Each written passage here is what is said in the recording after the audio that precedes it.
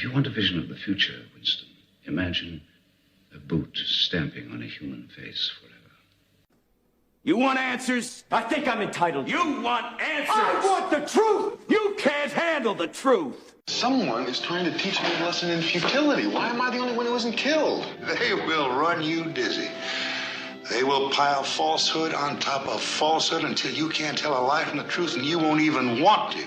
That's how the powerful keep their power. Don't you read the papers? I just want to say one word to you. Just one word. Yes, sir. Are you listening? Yes, I am. Plastics. I'm going to get your money for you. But if you don't get the President of the United States on that phone, you know what's going to happen to you? What? You're going to have to answer to the Coca-Cola Company. The world is a college of corporations, inexorably determined by the immutable bylaws of business. The world is a business, Mr. Beale. It has been since man crawled out of the slime.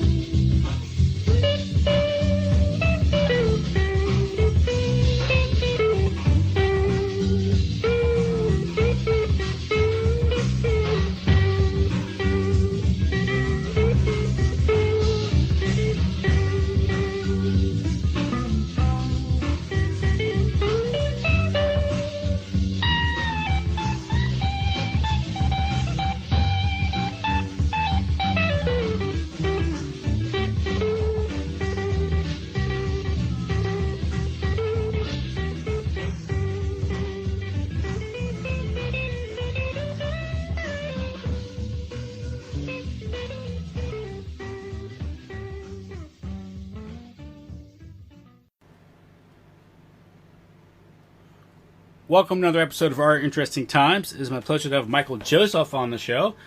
Mike is an esoteric researcher who connects the occult doctrines to social movements and trends in art, entertainment, world events and organizations, religion, history, etc. His YouTube channel is Schism206.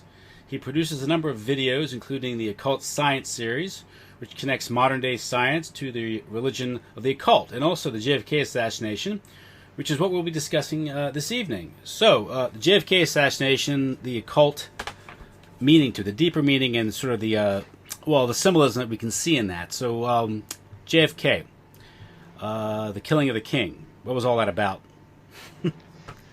Oh boy.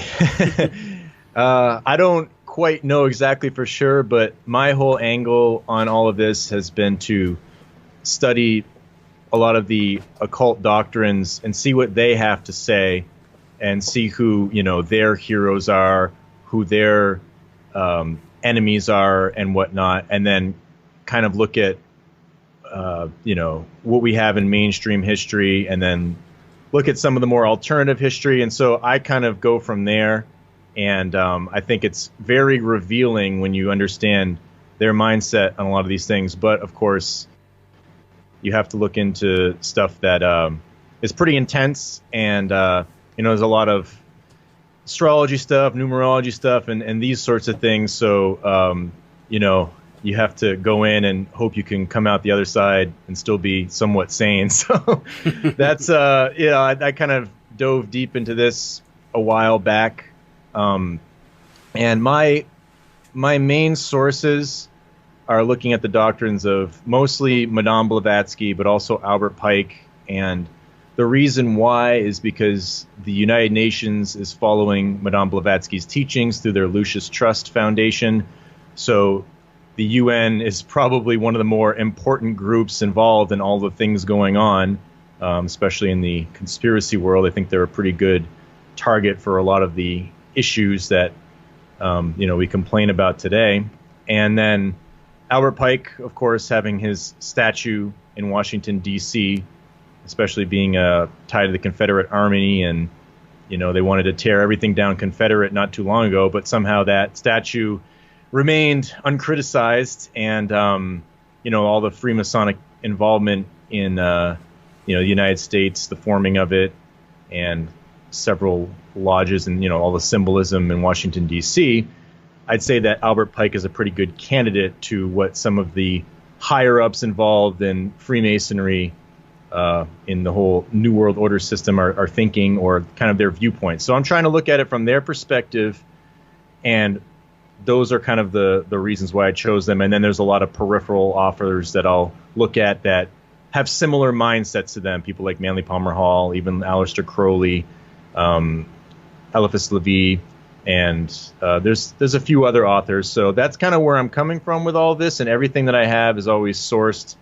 I tell you where all the source reading is, and so if people want to get into the JFK stuff and figure out where I'm pulling all this stuff from, they can. I'll give you a link to the series and some of the slides, and there's a little video series where I go through everything, so people can read everything that I'm sourcing from right there. So that's kind of my general background, and I don't know if you had anything you wanted to respond with before I began getting into this. Oh no, go right ahead. Proceed. Okay, cool. So I'd say that first off, I'll just kind of summarize some points on how the occult views a lot of doctrines and religion, and what their version of deity is, and then what they think is sort of their Satan, what is their devil.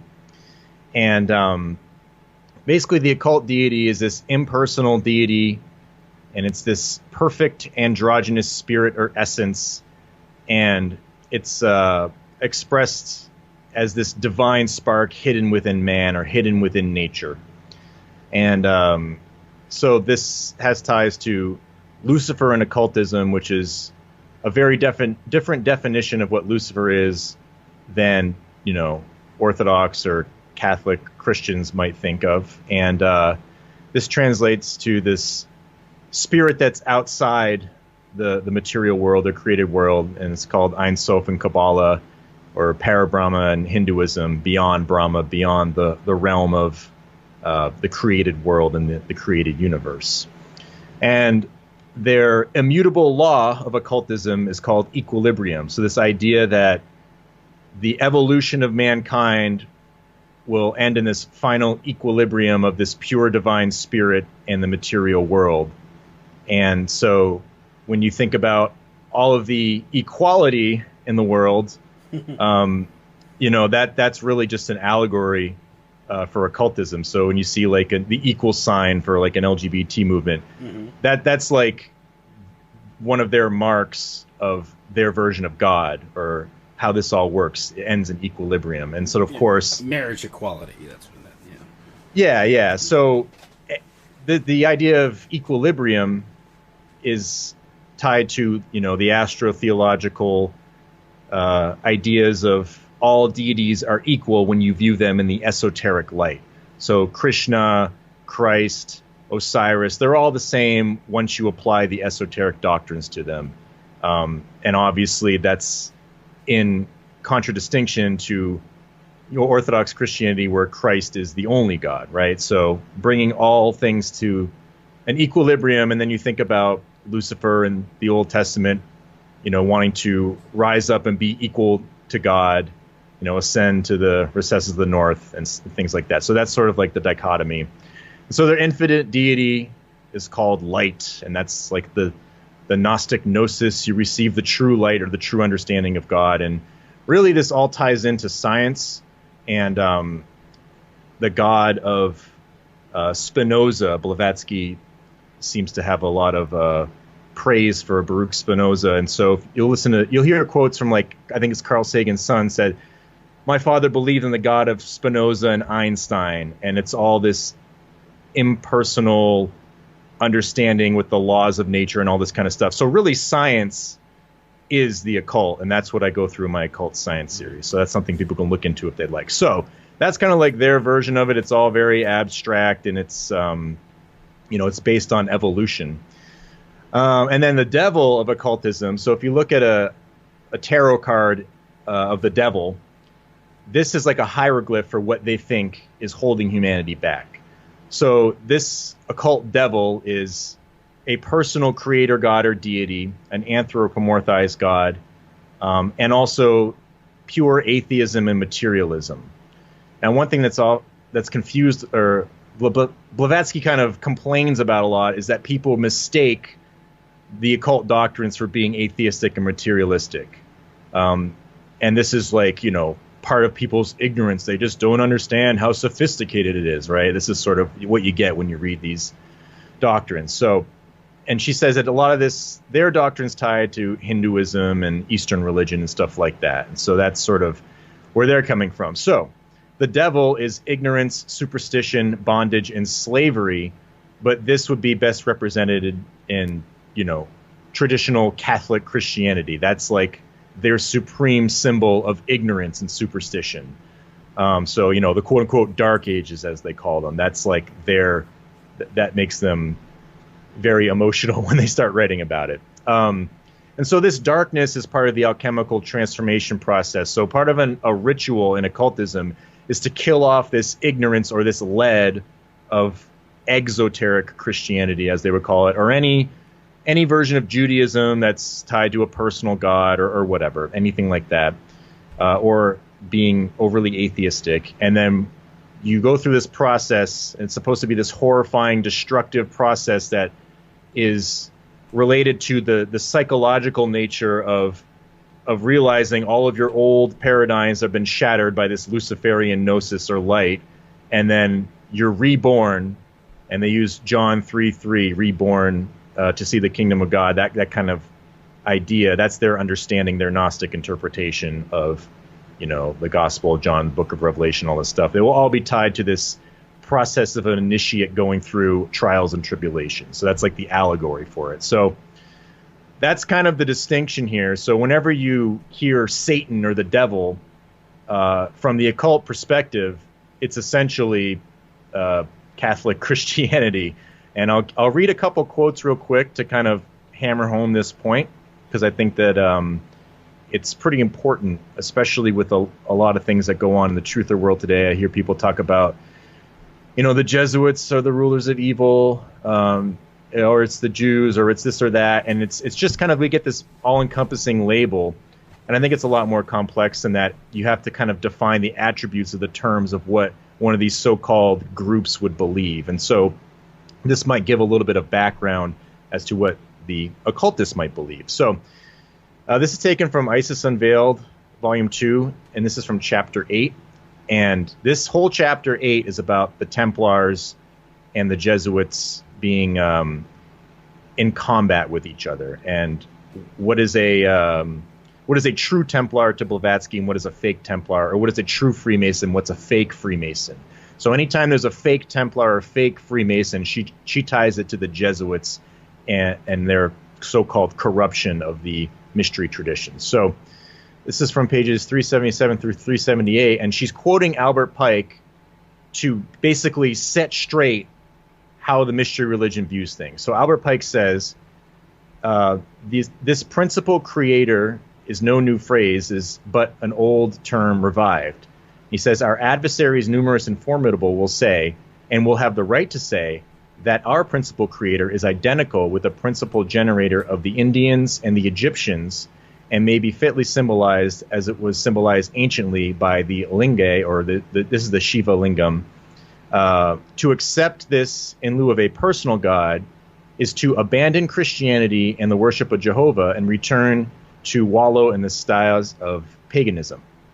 So basically what he's saying is that the worship of a personal god tied to Christianity, that's the opposite of occultism. And their principal creator, whenever they talk about the creator, it's in the context of the Egyptian mystery schools and the Indian Hindus and Brahmins. And so there you go right there. He's saying that get rid of that old world Christianity and return to these forms of paganism. That is what the occult's god is. And so Blavatsky responds saying, and are those of Jesuitism then so much cleaner? And she says that Pike's quote, our adversaries numerous and formidable, she says that sentence says it all. Who are these so formidable enemies? It's useless to inquire. They are the Roman Catholics and some of the Reformed Presbyterians. So point blank, she's saying that the formidable enemies of Freemasonry, according to Albert Pike and her, are the Roman Catholics. And so obviously this is the old world Catholicism, not so much as we see it today, as many people kind of protest. So before I move on, I don't know if there's anything you wanted to respond. I know I kind of said a lot there. No, that's it. Yeah, that's a good background, because we have this, the old church sort of had, it recognized Freemasonry as an enemy, and that it did indeed exist. It wasn't just some sort of wild conspiracy theory. Whereas today you hear very little of Freemasonry, and yet it's all over the place. The symbolism, its influence. It's in fact the whole modern world, you could say, is is one big Masonic lodge, and there is ample evidence to suggest that the church itself has been infiltrated long ago. So that's good background. So we have a traditional Roman Catholic Church lining up against Freemasonry, and even Freemasons themselves are identifying this this dichotomy. Yes, exactly. And Blavatsky was a theosophist, so you can lump that into it as well. Mm-hmm.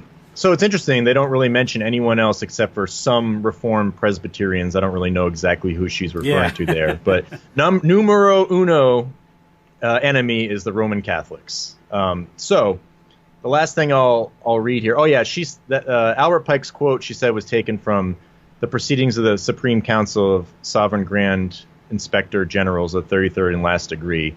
And this was this conference or gathering was held in New York in 1876. So that's where it's sourced from with Pike. And so the last thing she says, that the Templar inheritance of the Jesuits should hardly be boasted of. If the Knights Templar desire to make good in their claims, they must choose between a descent from the quote-unquote heretical, anti-Christian, Kabbalistic primitive Templars, a.k.a. the good guys, according to Blavatsky, or connect themselves with the Jesuits and nail their tessellated carpets directly on the platform of ultra-Catholicism. So what she's saying is that the true Templars, if anyone's to speak of them in their truest form, then they are the anti-Christian Kabbalist Templars, and the ones heretical to the Catholic Church back in the day. That's who the good guys are, according to her. And Albert Pike has a whole chapter dedicated to this. And she says, if you're going to connect yourself with the Templars and the Jesuits, then you're basically just being ultra Catholic. So you hear a lot of stuff in the conspiracy world where people are connecting the Templars and Jesuits, and some people are separating them. But Blavatsky's making this particular distinction: Kabbalist Templars, good. Catholic Templars, bad. So I just wanted to kind of throw that out there to show where they're coming from with all of this. So you're saying that the Templars there was a division or an infiltration? She doesn't think there was. She thinks that the Templars from the very beginning were Kabbalist occultists, and that was the whole reason for their existence. Now, that's her viewpoint. Okay.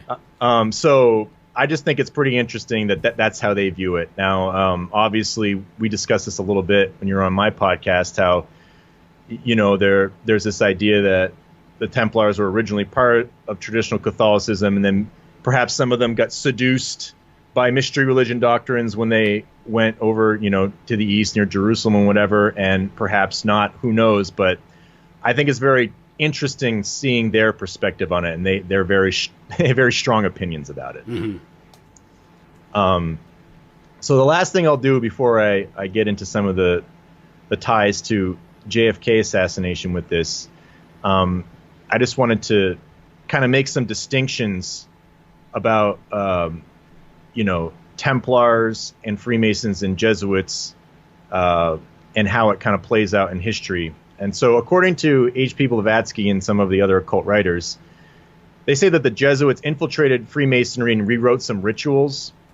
And the rewriting of these rituals were to make the Masons swear oaths to a personal god of Catholicism. So it's kind of funny, like, they're telling us that the Templars want to infiltrate the Vatican and install their secret doctrines and rule behind the scenes, and somehow that's okay. But when it happens that the the Jesuits come in and rewrite their secret doctrines, oh my God, they freak out and they're like, this is the worst thing ever, and they're like, this is the most blasphemous, disgusting thing. Like if you read the doctrines, you can tell when they get emotional about stuff. So I think that was pretty funny. Yeah. Turnabout's fair play, right? yeah, exactly. So the Templar and Jesuit connection, it's through this type of Freemasonry. This is at least one example of it. And apparently some of these degrees were the Knights Qadash, or the Holy Knights, the Templar degrees. And so apparently the reasoning for this was that there's Freemasonic connections to Charles I, the king who was beheaded, and then Charles II, and then James II, his other son. So some people will say they were Freemasons. And so she's saying the context of that is that they were trying to give Roman Catholicism a say in Freemasonry to secretly get a Roman Catholic monarch back on the throne of England. Yeah. So that is the reason for the Jesuits, intermingling with Freemasonic doctrines. It was sort of like a covert operation to bring back a Catholic king. Which is very Jesuit. Yeah, there you go. Yeah. And so, I mean, their job was Counter-Reformation, and so they were. You could see them behaving that way. So, yeah, and so via intrigue, yeah. Yeah, so if people are going to complain that that's bad, well, what about the occultists infiltrating on their end? And so it's kind of like you'll have this theme of the pot calling the kettle black all the time, and we talked about this with the idea of pedophilia in the Catholic Church, but then no one talks about pedophilia in Hollywood. Why is that omitted? So that's sort of like another theme that kind of runs through a lot of this stuff I've noticed. But so apparently, according to Blavatsky and a lot of these Masons, these Jesuits ended up in France, and they say that they were part of this high chapter of Claremont, and then this would be associated with Parisian Templars. And so any false Masons, according to them, or any false Templars, they would be tied to these Masonic ones in France that have these Jesuit influences. And so the reason I bring this up is because this is kind of like in line with, remember the Jesuits got kicked out of France, or expelled from France just before the French Revolution. Mm-hmm. And I wonder if maybe there is something interesting with this connected.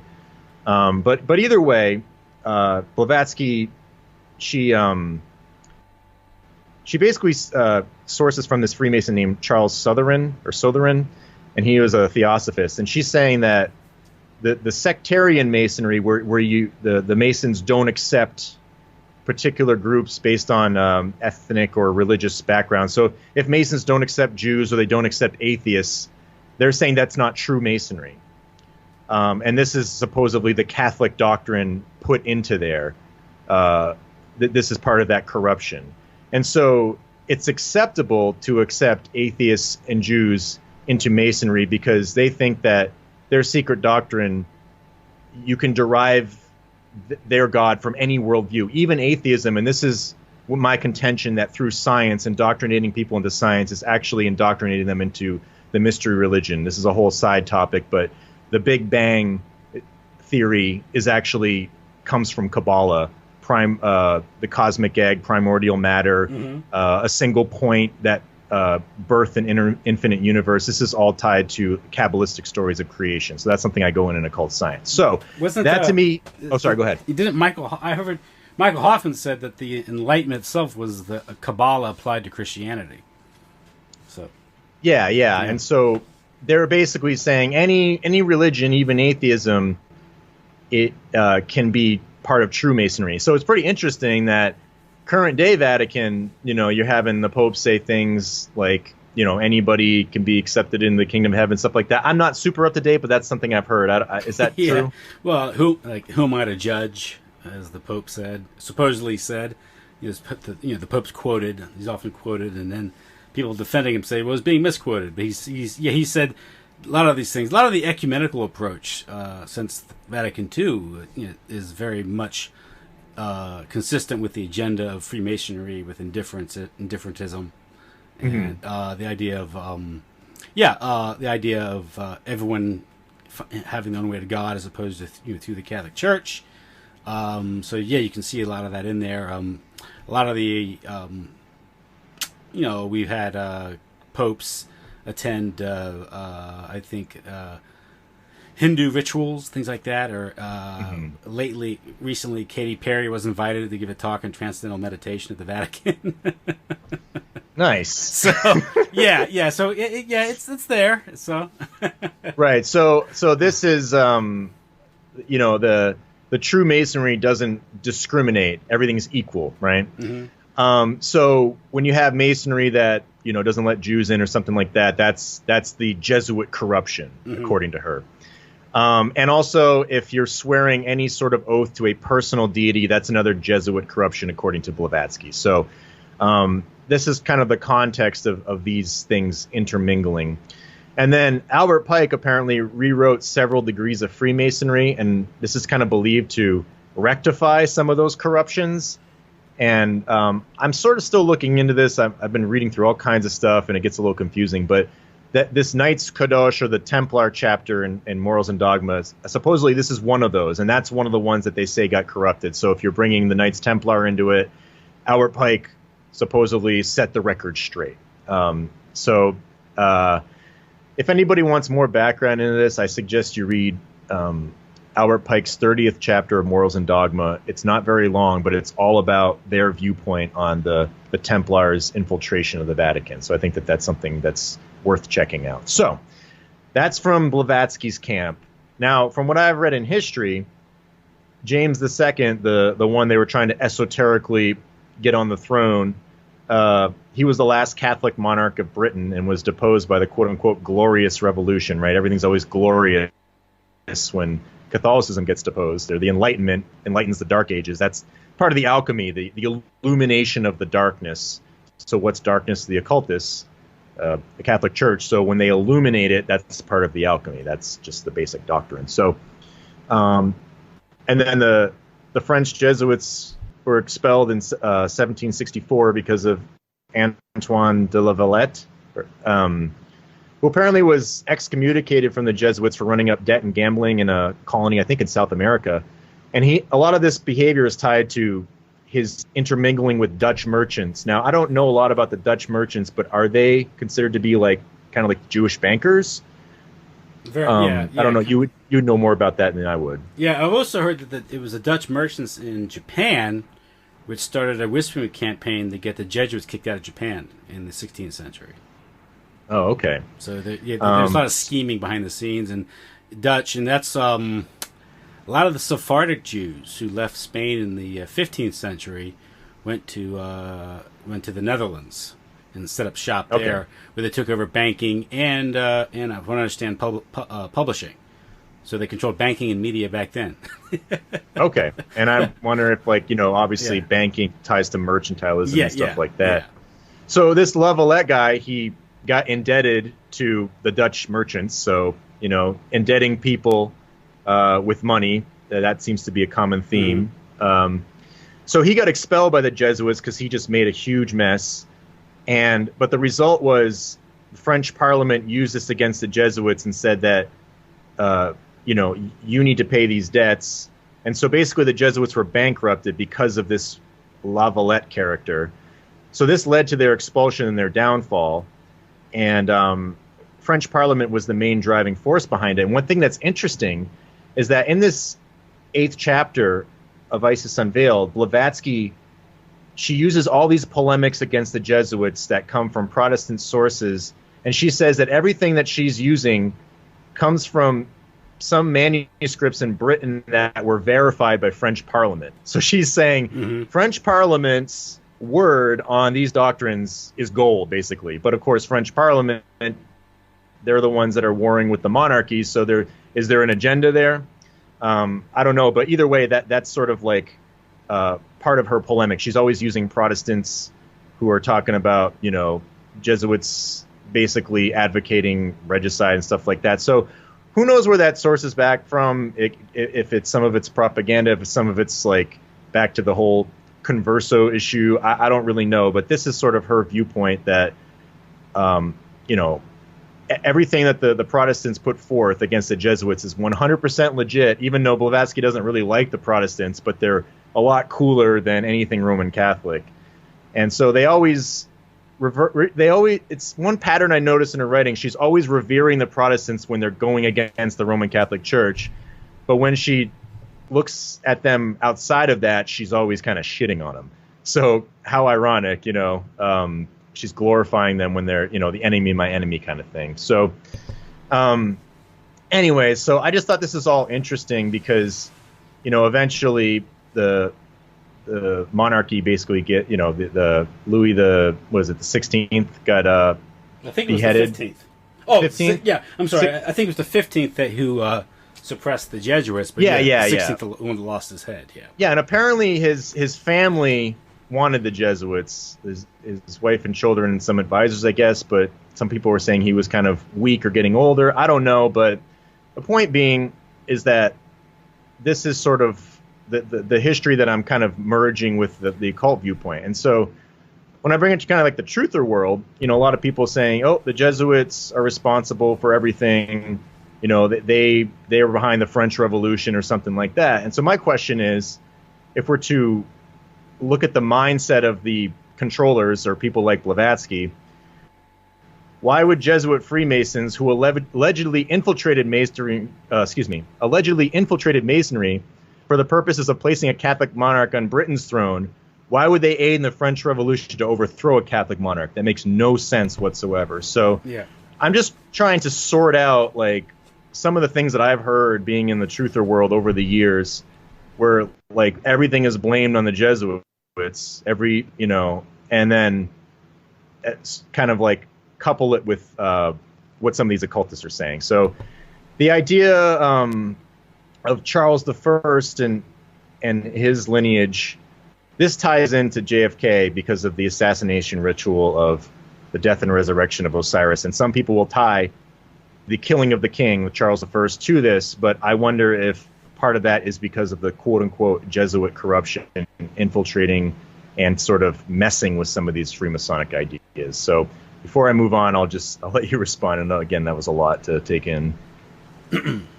Well, this is, of course, I think we're talking, 18th century France? The mid 18th century? Yeah. And, of course, I think it was 1717 is when the Grand Lodge opened up. And that's when the British took over Freemasonry as sort of a part of their imperial project. But that was, of course, after the Glorious Revolution, which I think was 1688, if I have my history correct. And this also coincides with the creation of the Bank of England in the 1690s and these things, all these intrigues, financial intrigues and these things. But if you talk about the French Parliament sort of intriguing against the Jesuits, at this time France was peppered with Masonic lodges who were sort of like controlling the public discourse such as it existed among the intellectuals, the salons, and they were sort of spreading Freemasonic doctrine. And of course, one of the Voltaire, I think, who was hanging out in Switzerland, I think. Much of the mythology of the Dark Ages and also the Jesuits and the role of the Catholic Church at this time has been influenced by Voltaire's interpretation. And of course, Voltaire was a Whig agent. Basically, he was a British agent. And so when you cite these, you said when you cite people who cite these sources going back to 18th century France, where these are Freemasonic sources, so they have to be, at least, you have to be a little skeptical of their interpretation. Mm-hmm.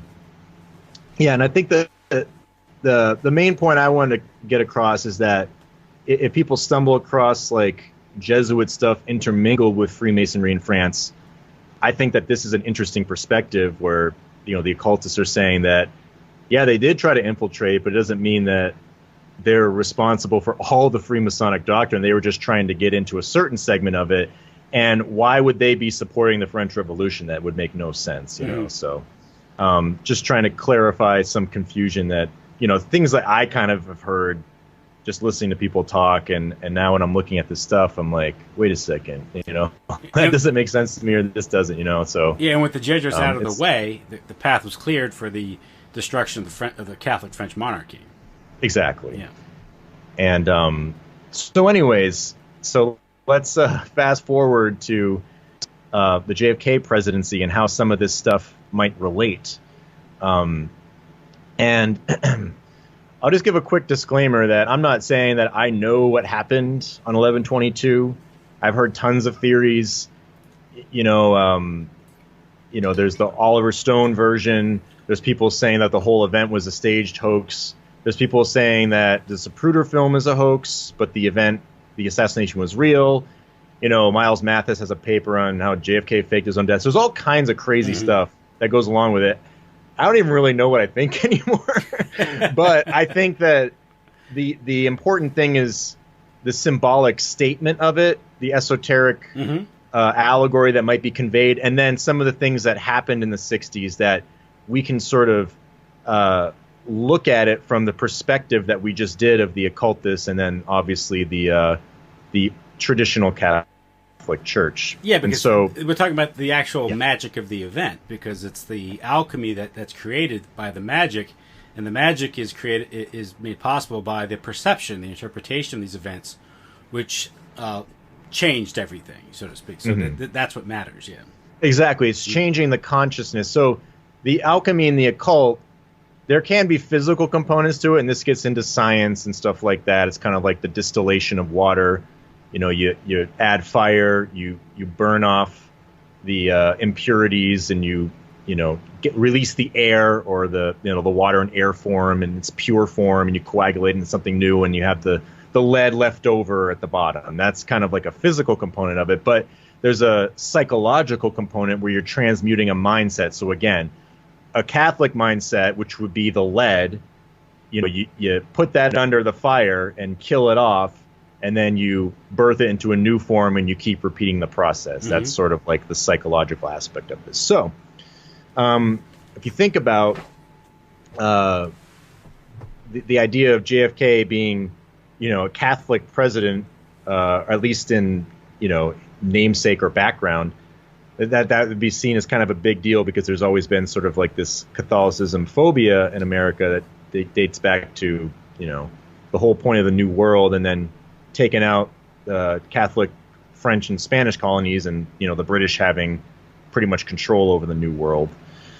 And so I'm of the mindset that this was sort of like a ritual to basically do this. And so what happened, after or during, the assassination event, that was when Vatican II was happening. Am I correct? Around then, it was like... Oh, yeah, it was right in the middle of it. Vatican II was 62 to 65, I believe, or 62 to 65, somewhere around. Yeah. So there you go. This happened right in the middle of that. And I believe that that's symbolically connected now based on people's criticisms of Vatican II. And I'm not some expert on doctrine or anything like that. That's what's been helpful about listening to your podcast, hearing a lot of people talk about these sorts of things. So to me, from what I understand, Vatican II basically left a lot of things ambiguous to be more liberal and to kind of open itself up to the world on some level. Is that a fair assessment? Yeah, it was a sort of a reordering, or a sort of a updating of the church to deal with modern problems. There wasn't any change in doctrine. The debate is the spirit of Vatican II versus the letter of Vatican II, and those who defend the idea behind Vatican II said that the doctrine that came out of it was sound, it wasn't implemented. The spirit of Vatican II, which was interpreted through the lens of the mass media. This would have been Time Life, CIA, Freemasonic mass media. And so the church, from that standpoint, the church is guilty of a sort of a miscalculation or a naive belief that the media would report Vatican II correctly, and it didn't. It misinterpreted it, and that misinterpretation sort of spread throughout the world. And it was how it was implemented in the years afterwards, like the New Order Mass, the end of the Latin Mass, and the sort of the change in church architecture, church music, these things where folk music was introduced in these things, and traditionalists joke that in Vatican II the church opened up to the world, and everyone left. But the context of Vatican II it wasn't like everything was fine. There were some problems, and the church was trying to come to terms with the modern world, particularly mass communication, because television was coming on. They were dealing with things like mass marketing of music and mass communication, and how do you deal with this? And that was the idea behind the church. Now, there are those who think what happened was that the church was at that point was heavily penetrated by Freemasonic and also the CIA.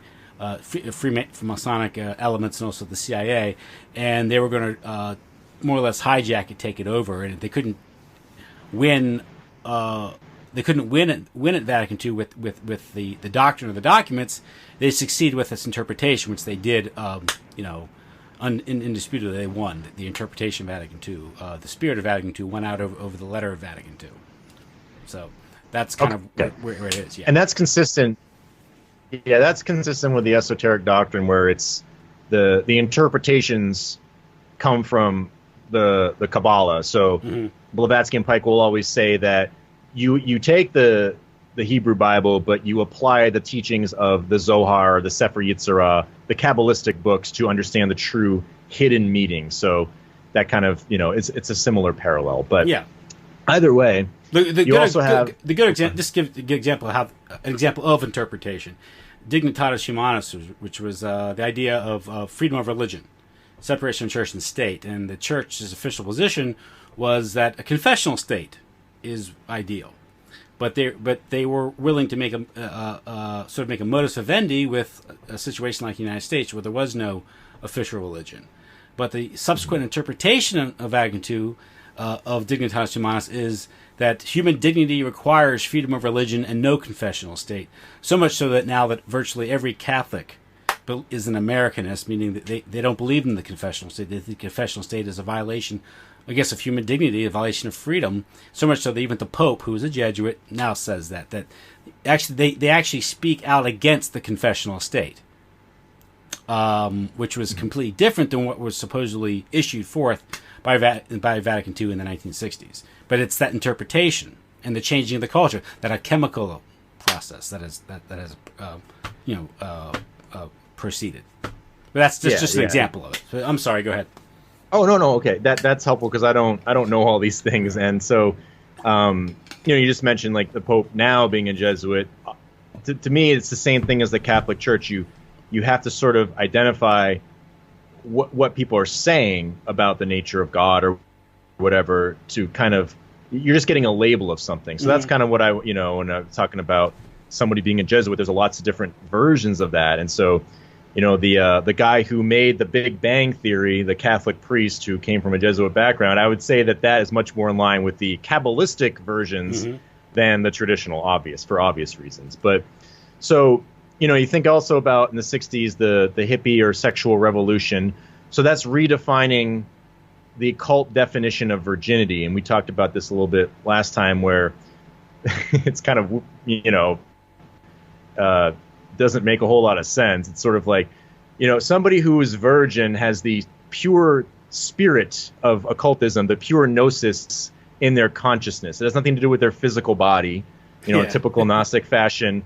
Oh, you can go have sex all you want, and this is tied to like the Vestal virgins and then purifying yourself afterwards. And so this is what the High Priestess card in occultism is about. It's about having the pure virgin doctrine or gnosis, and this relates back to Eastern religion and stuff like that. This is the pure spirit of Eastern religion. That's what the pure spirit of Lucifer is to the occultists. And so it's having that mindset that is virgin. So again, that doesn't make a whole lot of sense to me, but they just kind of take something and they throw an allegory on it, and all of a sudden it's truth, right?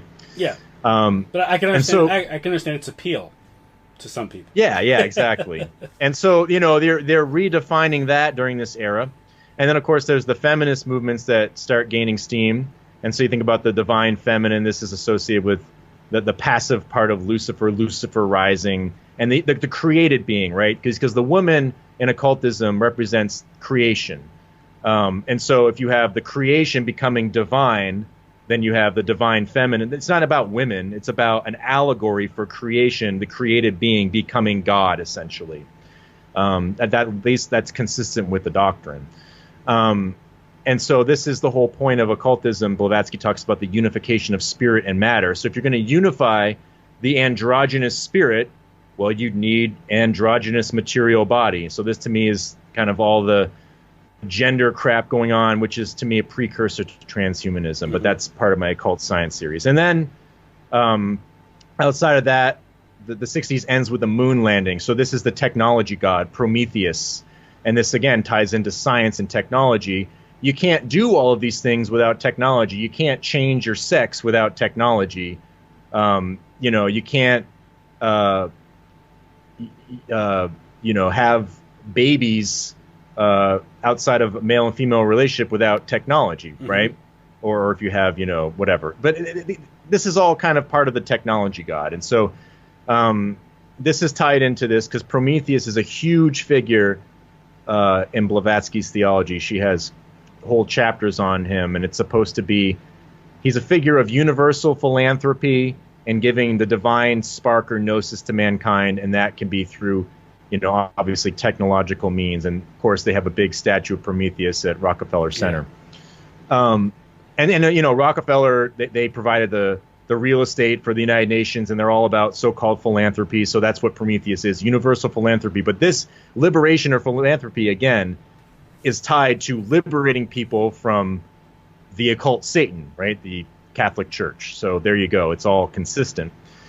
And then apparently, from my understand, schools had a lot of reforms during this time, especially Catholic schools. I listened to Charlotte Iserbyt talk a lot about this. And so this whole era is kind of symbolic of a lot of, intense changes and fundamental changes.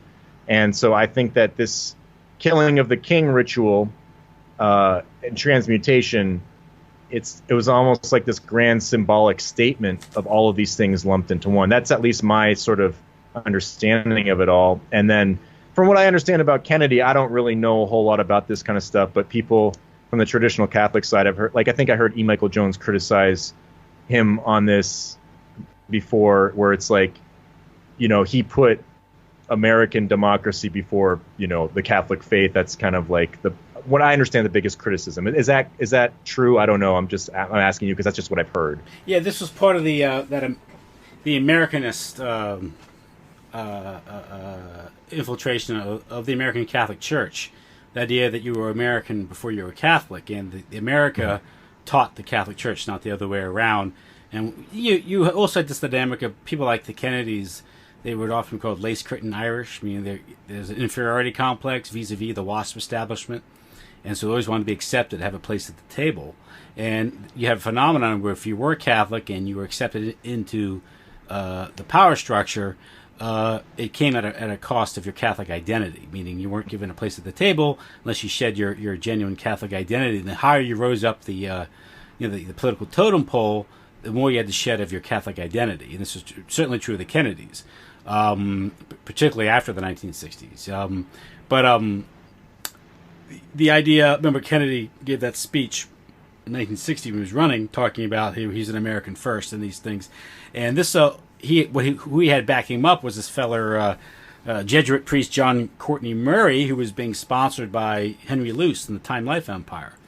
And he's the one that came up. I think he wrote the book called We Hold These Truths, which is sort of his book about the doctrine of Americanism and how America was a just society and how America's system of a separation of church and state, which is not in the Constitution, but the idea of no established church was the ideal political arrangement, not just one that the church coped with, as I was talking about earlier. So this became the model for the whole world. And this is the same. Remember, you can't take this out of the context of the Cold War, because the CIA, right after the World War II, acknowledged that the Catholic Church, having offices in every corner of the world, would be a great institution to infiltrate, to use for the Cold War, in which it did. And they had a doctrinal warfare program targeting the Catholic Church. And this is where they opened up Pro Dare University in Italy. They funded it lavishly, and this was promoting Americanism. At the same time, they are undermining confessional states, the traditional confessional states, like in Portugal or in Spain, and even Italy.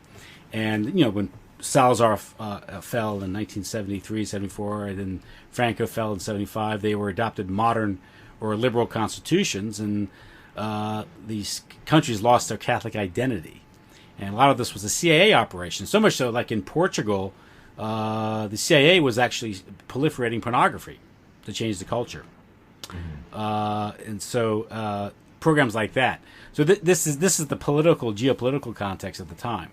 And the Vatican II, this is going back to what I was talking about Vatican II. Vatican II was an opening that the CIA was able to get in there. And of course, when we're talking about CIA, we also have examples of Freemasonic influence, because to get the Catholic Church on board with the Cold War agenda, they had to frighten the Catholic Church with communism. And this is part of that dialectic that was used, the Cold War dialectic, because, communism, by final analysis, communism was a Western creation.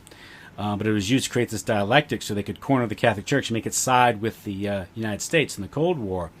And this was the best illustration of this infiltration might have been in the 1980s, when the Catholic Church worked with CIA and also a Freemasonic outfit in Italy. What's the one in Rome, the Freemasonic organization that was caught up in Gladio. Name's failing me now. I'm sorry, but basically to carry out certain covert operations, particularly the funding of Solidarity. And this involved the funneling or the laundering of drug money through the Vatican Bank and these things. So that's an example of corruption, infiltration of the church for these political reasons. Wasn't the Carbonari? Oh, no. Was that an older one? I just remember that wasn't that a Masonic If you said it, thing? I get it. In fact, it's the Propaganda Due. Okay, yeah, the Carbonari were back in the 1800s. Yeah, so. yeah. The P2 Lodge. Yeah, Pete's too. There you go. The Godfather 3, right? Yeah. That's what the Godfather's talking about.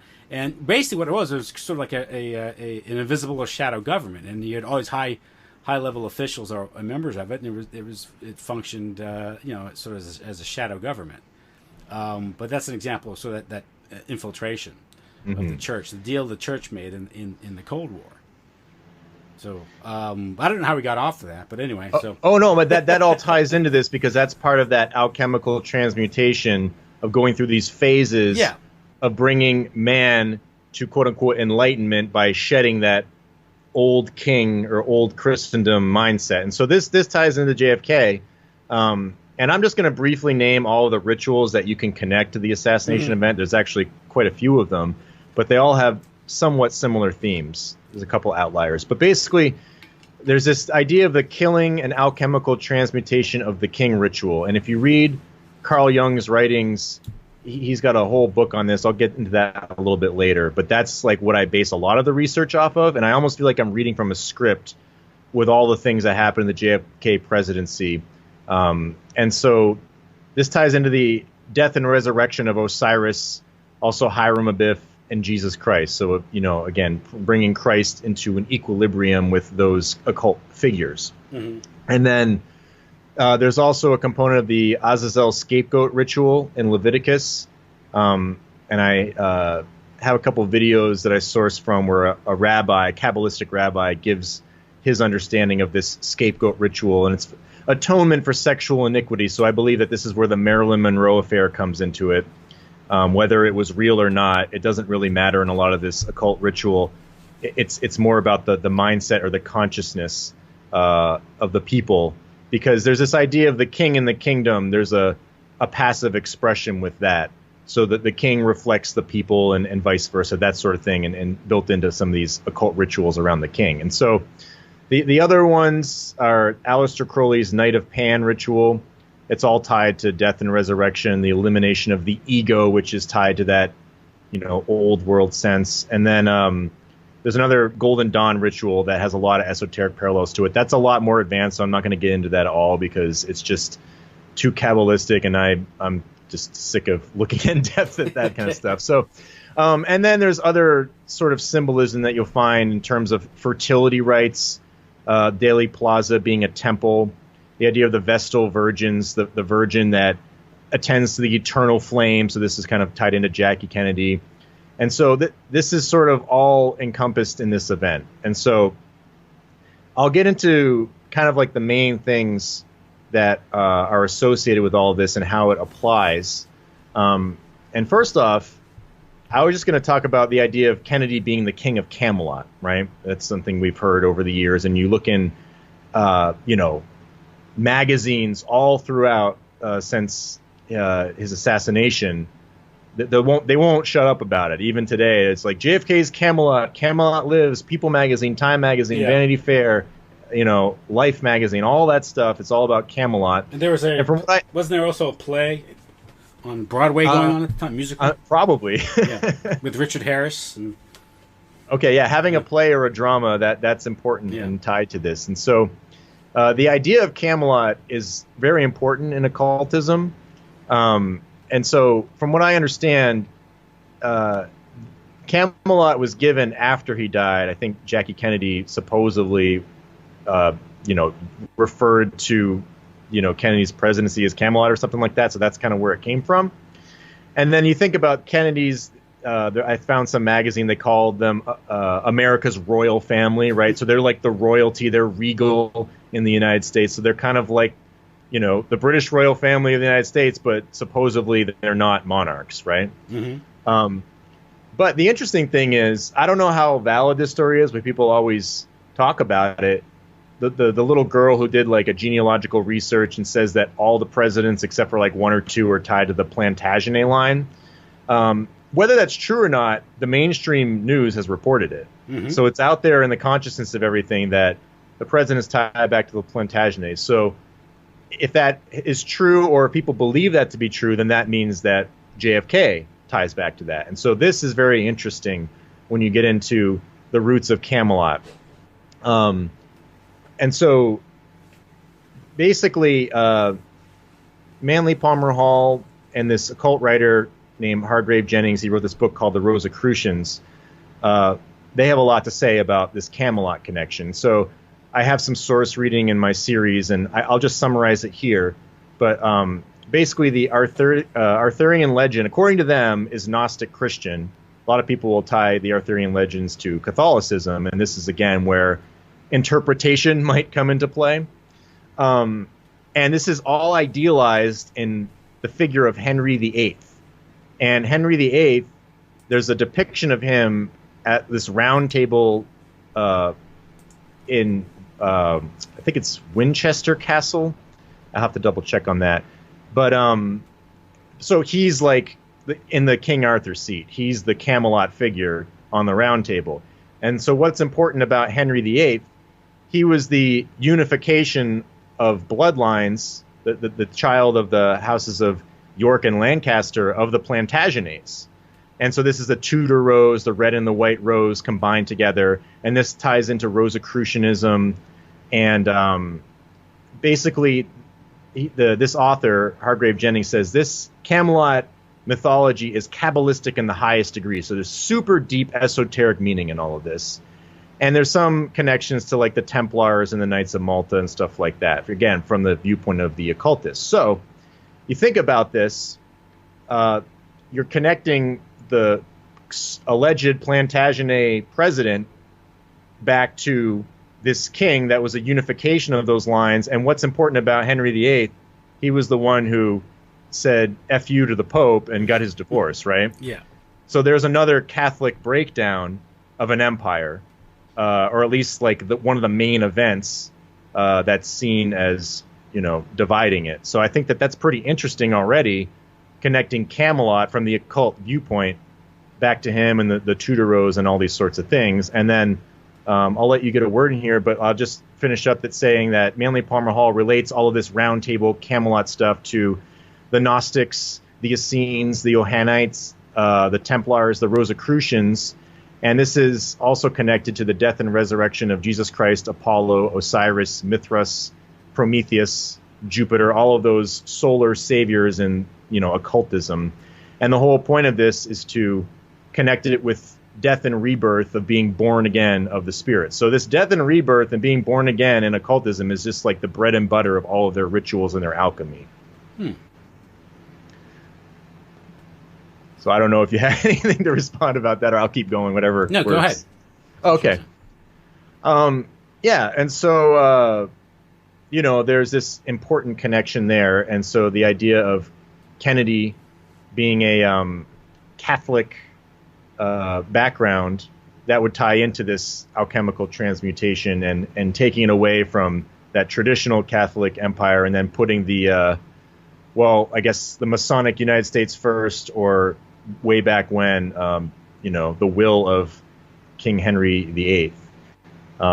So it's kind of funny that in the occult doctrines, they always are bashing materialism, excessive indulgences of the flesh and stuff like that. But King Henry VIII apparently was like, from what I understand, like a big indulger in eating, obviously women, maybe perhaps a drunk. So why is he so revered when all of that is condemned in occultism? So is this kind of like a hypocrisy, a duality? I don't know. Yeah. So, anyways, and then the last thing I'll mention about this is if you read books like The Golden Bough. I've never read the whole thing because it's a long book and it's kind of boring, in my opinion. But this is by Sir James Fraser, and he's sort of like revered in a lot of occult circles, and it's all about anthropology and ancient customs and tying them together. But one of the most important things is the killing of the king. Mm-hmm.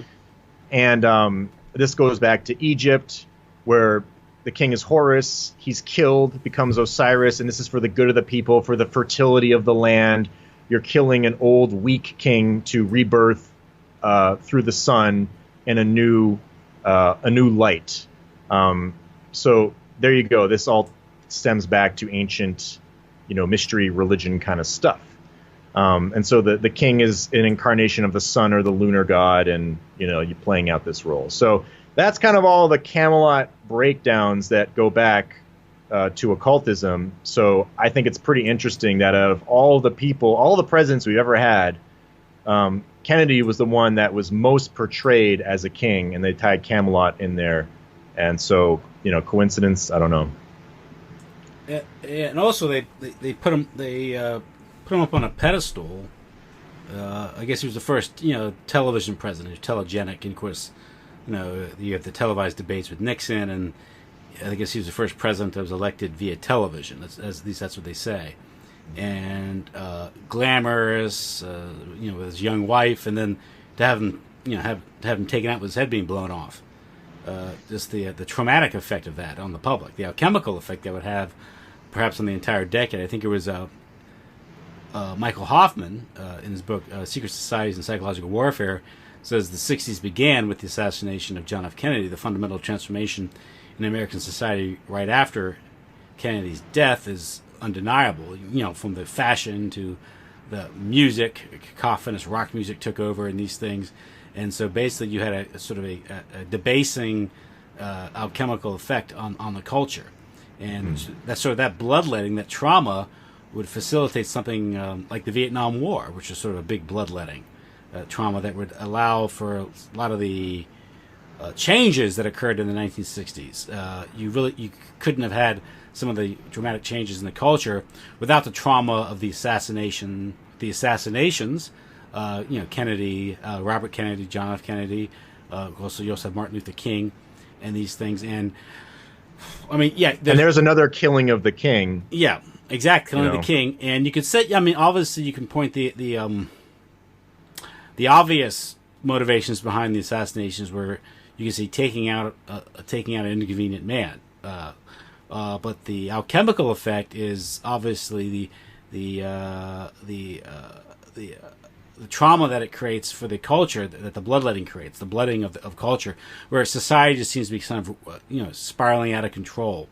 And you really couldn't have had the counterculture movement, nor could you have had the youth movement. The demographics played a big part in that, but that was driven by things like mass media and the war itself. And that's how you got so many young people mobilized, or at least feeling that they had to go out and protest in the streets and rebel against their parents' generation. Was by the wider societal environment that was created by the establishment. So Yeah, and the trauma stuff is really important to all of this alchemical ritual. It's called the negredo, or the blackening in alchemy, and I'll get into that in a bit. But I just wanted to talk about the idea of Dealey Plaza being a reflection of a Masonic temple and also the Kabbalistic tree of life. It was built to mimic that. And I'm just going to go over some of the correlations there. But first off, the idea of the twin pillars, obviously, Jachin and Boaz, that's very important in Masonic ritual. And there's a hidden middle pillar that is the equilibrium of the two, and that's what's hidden, and that's what the adepts know about. So the public sees it as black and white, dualistic, and you could say now church and state separate. That's how people see it.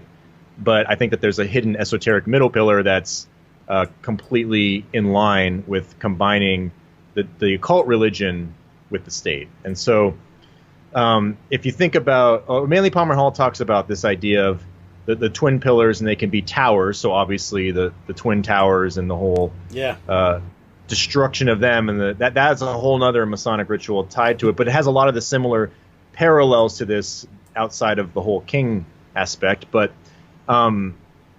so these two pillars are like the salt and the sulfur of alchemy.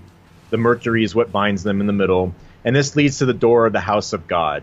And this can be associated with like the womb, or the door of the womb. And this is why they put the high priestess in between the pillars. She's the equilibrium of the two.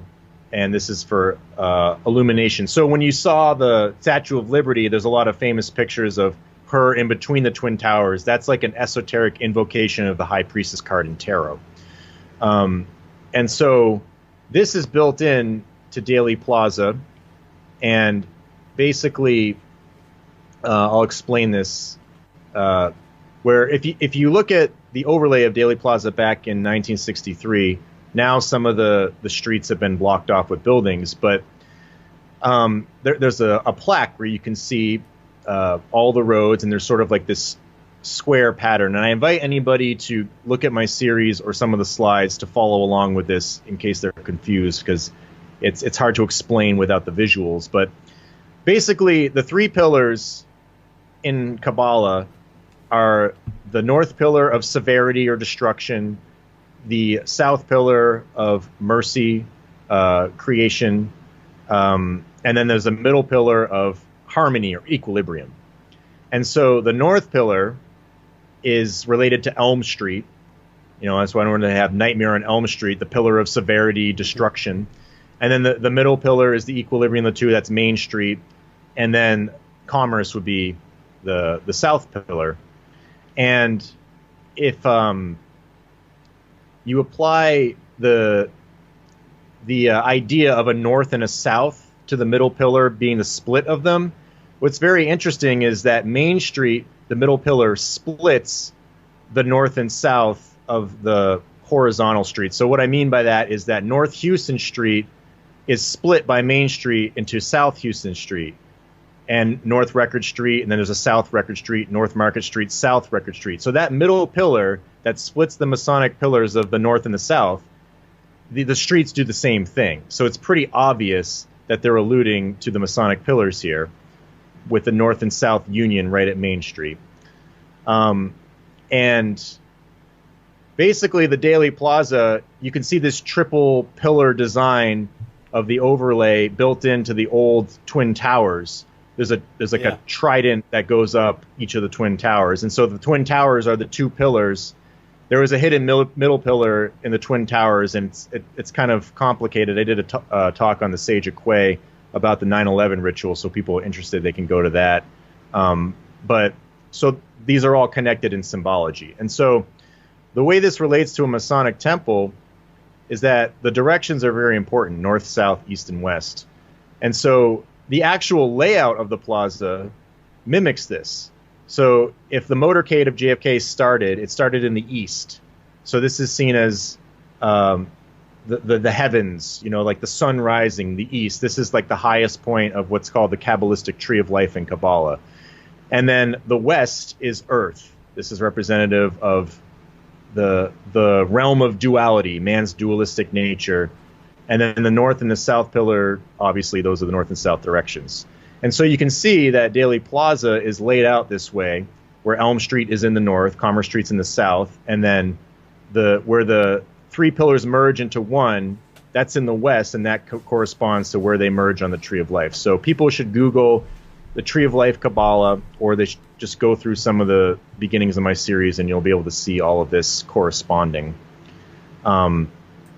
And so, essentially, what you have is, again, I don't want to get too complicated because this all is in-depth Kabbalah, but every single pathway on this Tree of Life has specific tarot cards that correspond to them, and they're given specific zodiac signs or planets. And so the point is that the pathways that the motorcade went on have extreme Kabbalistic significance, and they can be sort of summarized in tarot cards. So it's kind of ominous, but when JFK's limo is turning onto North Houston, they're going to the direction of darkness, the pillar of severity, right?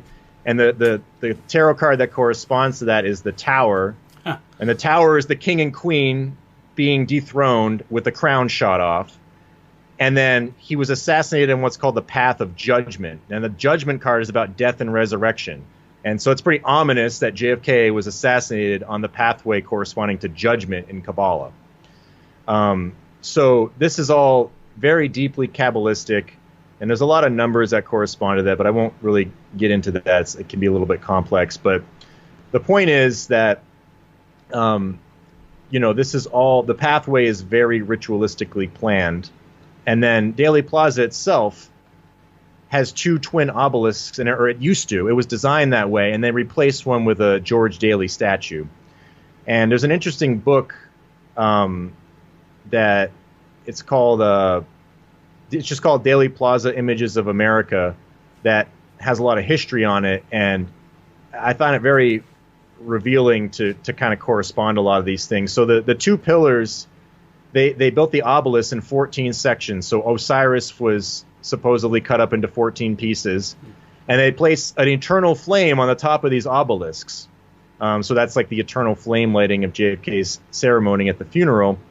And all the numbers that are built into this correspond to Kabbalistic numbers that are associated with the active male forces, which is what Osiris is. And again, this is like deeper Kabbalah, but it's just very interesting that all of the numbers correspond to, the male phallic nature built into these obelisks. And so, you have the twin pillars there, the obelisk, and then you have reflecting pools. So you have the passive expression there that are reflecting the obelisk or the George Daley statue. So that's sort of like the feminine expression reflecting Osiris. So this is all built into Daley Plaza, and I think that if people could look at some of the visuals, they would see better what I'm talking about. But there you go, a Masonic temple of Daley Plaza.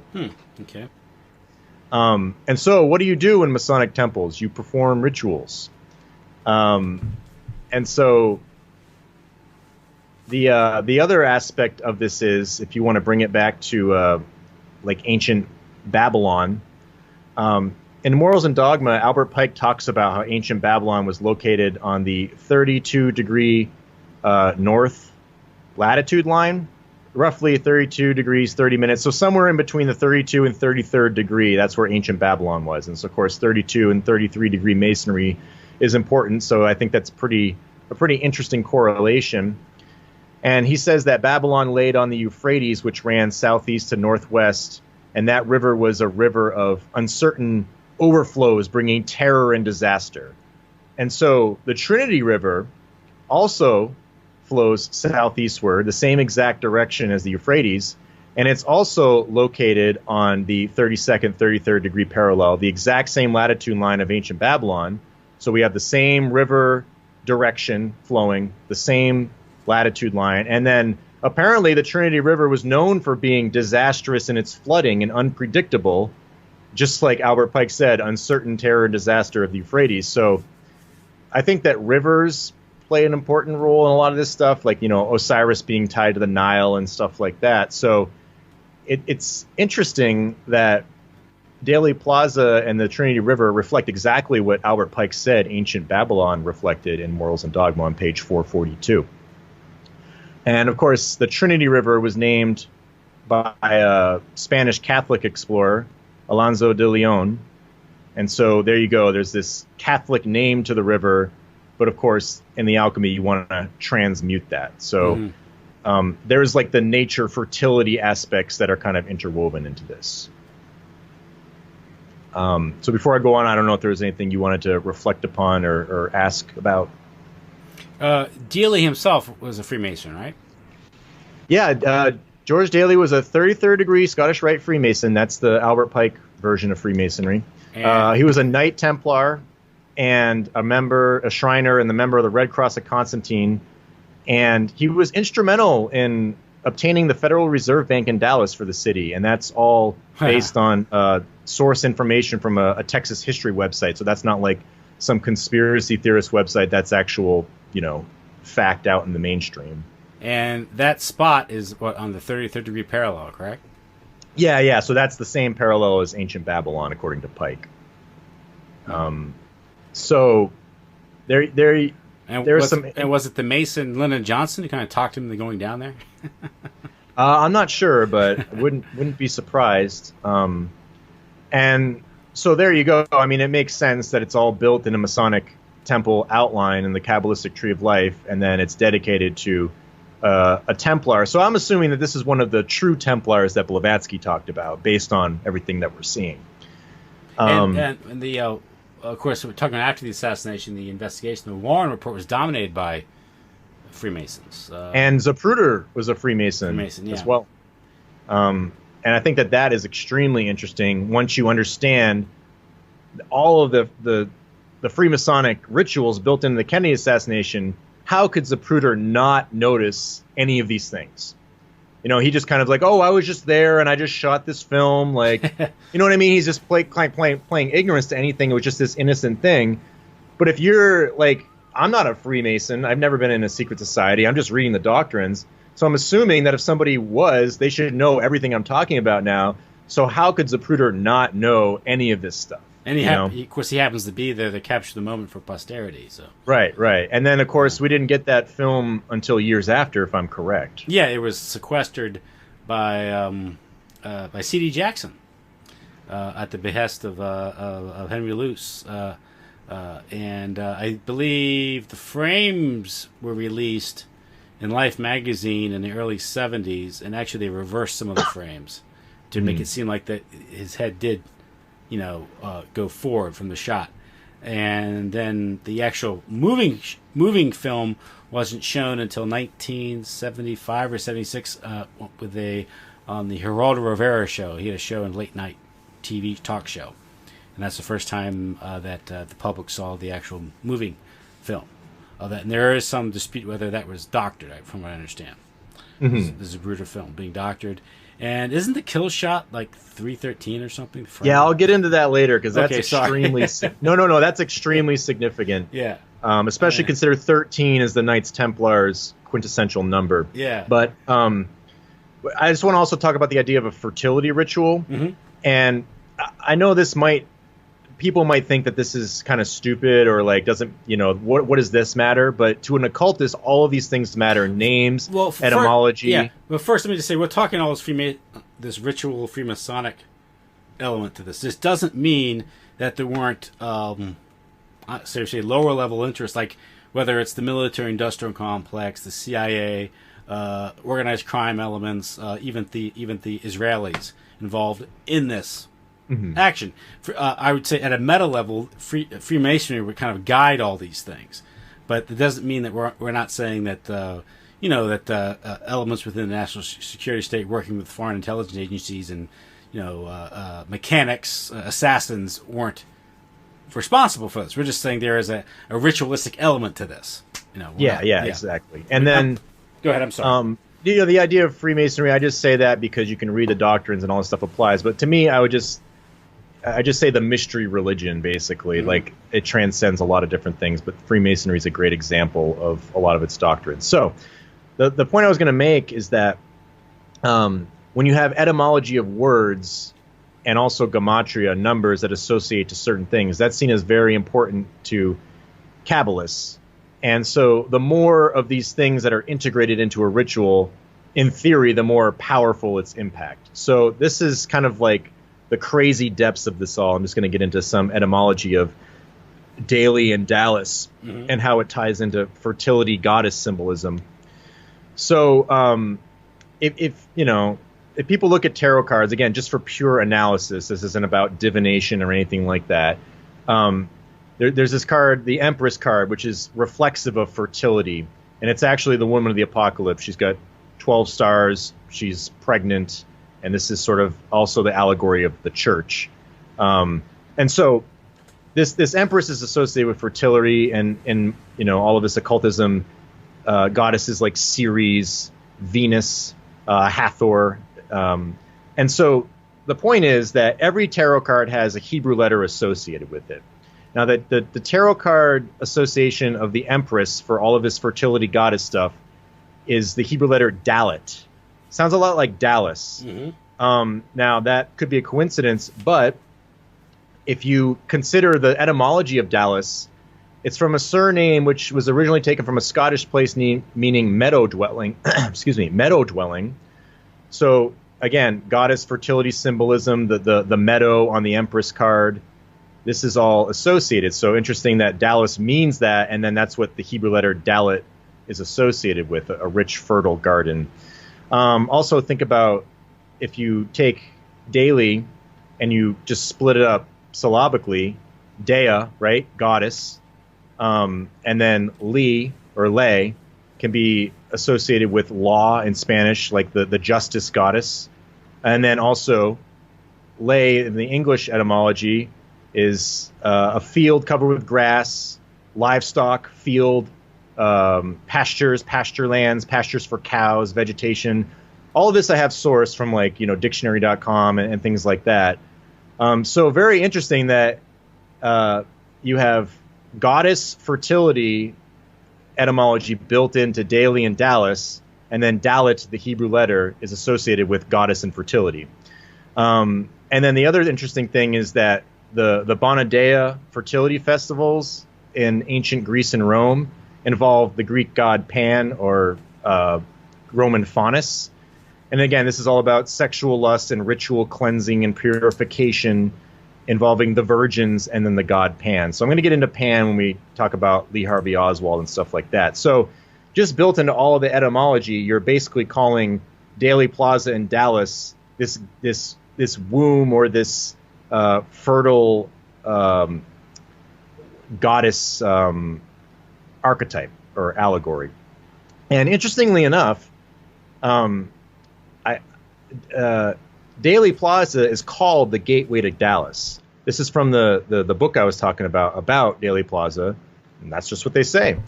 And so Dalet in Hebrew is called also in some Kabbalistic circles the gate of Eden or the door of Dalet. So we have a gateway or a door to Eden. That's part of the Kabbalah of it. And then there's another symbolic Kabbalah book that talks about this, saying Dalet is part of the fertile relationship between the ultimate male principle, or Osiris, and the cosmic female principle, so Isis, and that would be Jackie Kennedy. We'll get into that later. And so, again, all of this stuff is fertility, Dallas, Dalet, Daily, so there you go. And so there's other stuff that I go through where there's all kinds of vegetation in the plaza that has etymology, like there's pyracantha bushes. There's much ado about some supposed witness by the pyracantha tree. That means fire thorn. And so you think about fire and thorns in Old Testament theology, it's always associated with judgment. We talked about JFK being assassinated on the judgment pathway. And then apparently pyracanthas are actually technically palms, which in Anglo-Saxon is associated with apples. So we talked about the gateway of Eden. You think about, some people say that pomegranates were the original fruit in Jewish traditions in the Garden of Eden. Solomon's temple had pomegranates. On the High Priestess Tarot card, there's pomegranates that shape the tree of life. And it's of the Rosicruciae family. Just, think about Rosicrucians, Rosicruciae. So very strange when you start combining these little details with all of the macro things that we already kind of went over. So that's kind of what I wanted to go over with all of the fertility stuff, the pagan fertility rites that's kind of brought into Dealey Plaza.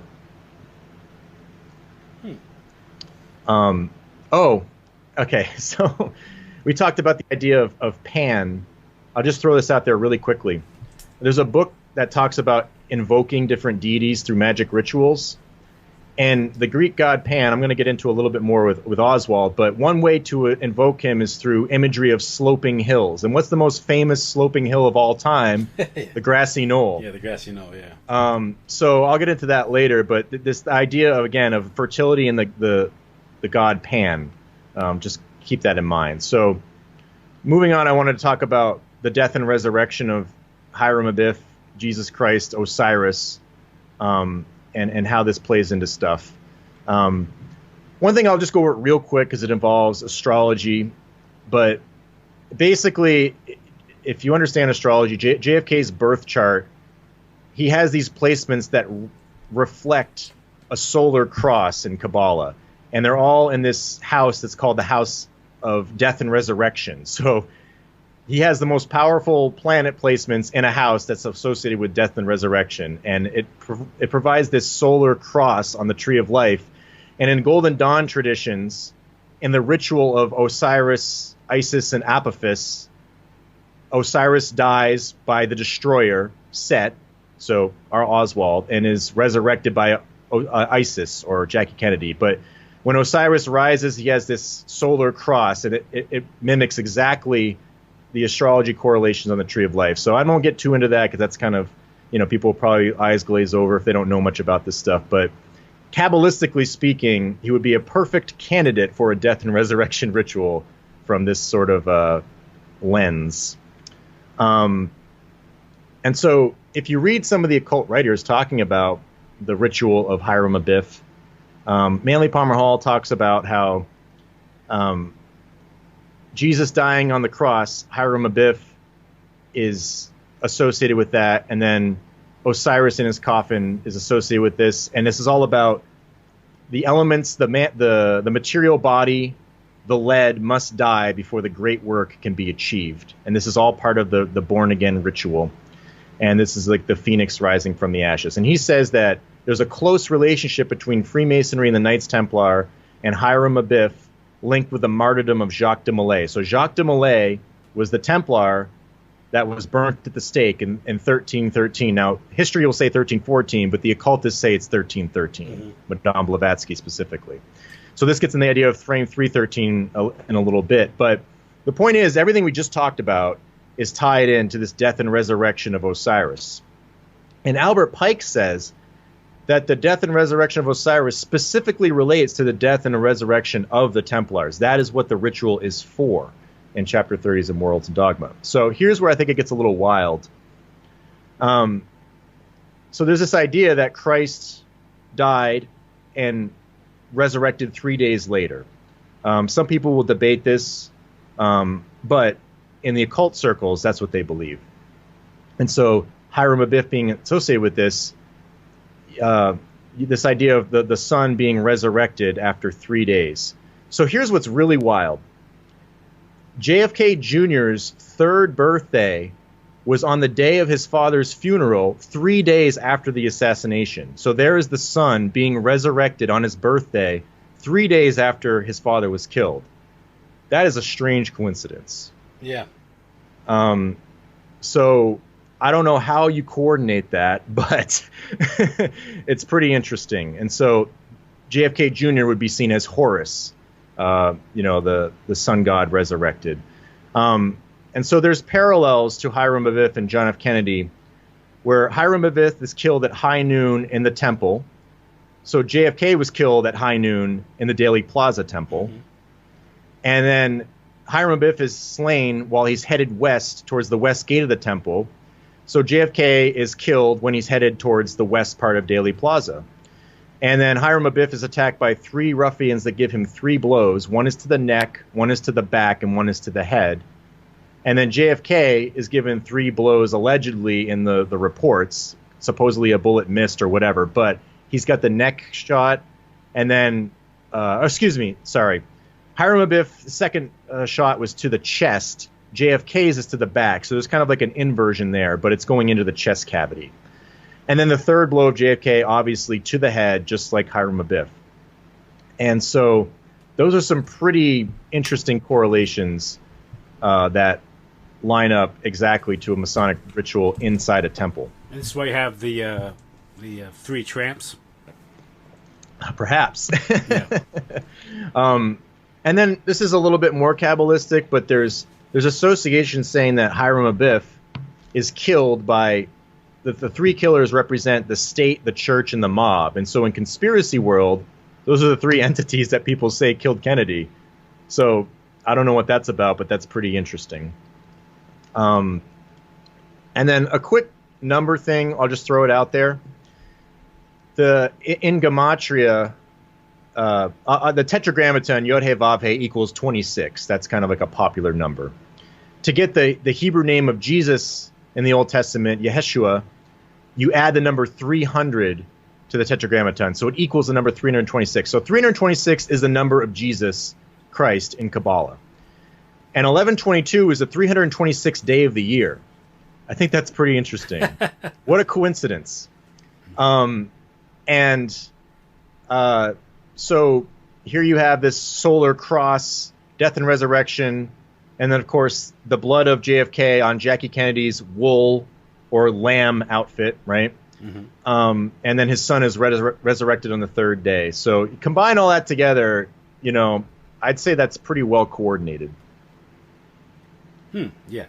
And then the last thing I'll say about the temple is that there's some Masonic writers that talk about it, how it represents a solar day, and this is sort of like the east, south, west, north correlations. This relates to the zodiac. The sun rises at the east of the ecliptic. At noon, it's at the midheaven or the south, at least in the northern hemisphere. It sets in the west, and then it's at the opposite end in darkness at the northern ecliptic around midnight, or the darkest point at night. So what this translates to is that the initiate in a death and resurrection ritual, he's killed in the northwest corner, which is the very darkest corner of the temple. And that's exactly where JFK was killed in relationship to the Dealey Plaza Temple, in the northwest.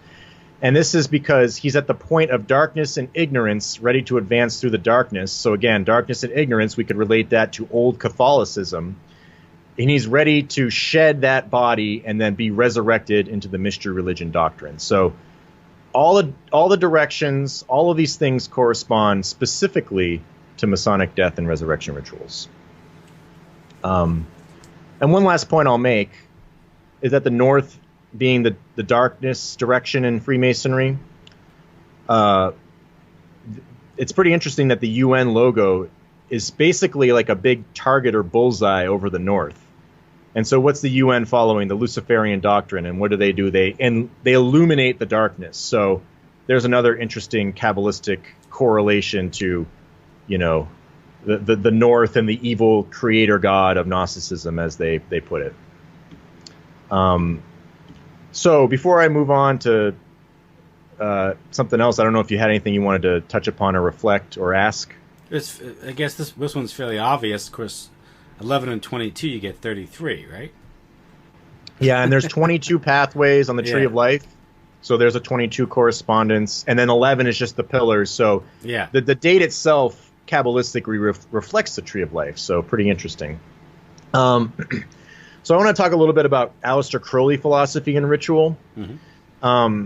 And when you see a Golden Dawn ritual, if you go through, you're seeing the slide here, but basically there's a lot of black and white and then some red involved. And so there's some interesting iconic shots of JFK before he was killed, where he's in there's a lot of black and white there, and then there's some red.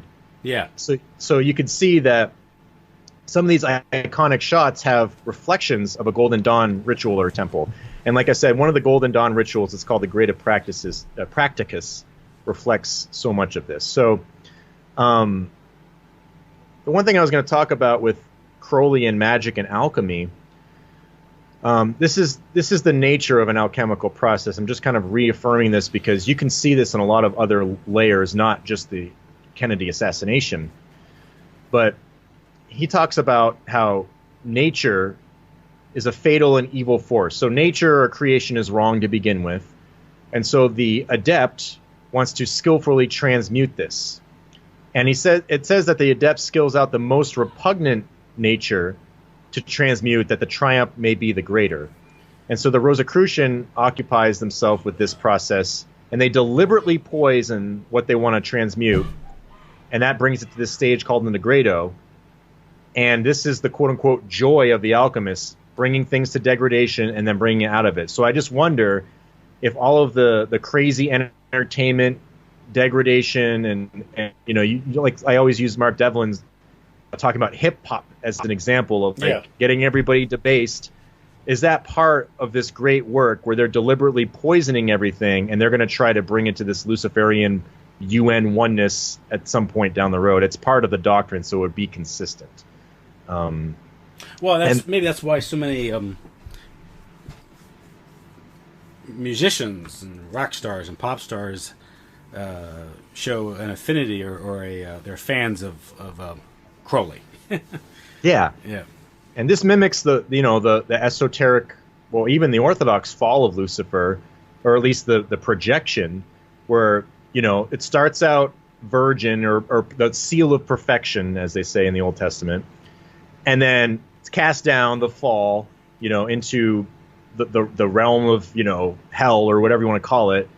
But then there's a miraculous resurrection that ascends above the heights of the Creator. That's the Luciferian story. And so that's part of alchemy. And then you see a lot of these pop stars, they start out in the Mickey Mouse Club. They're all, these innocent young girls.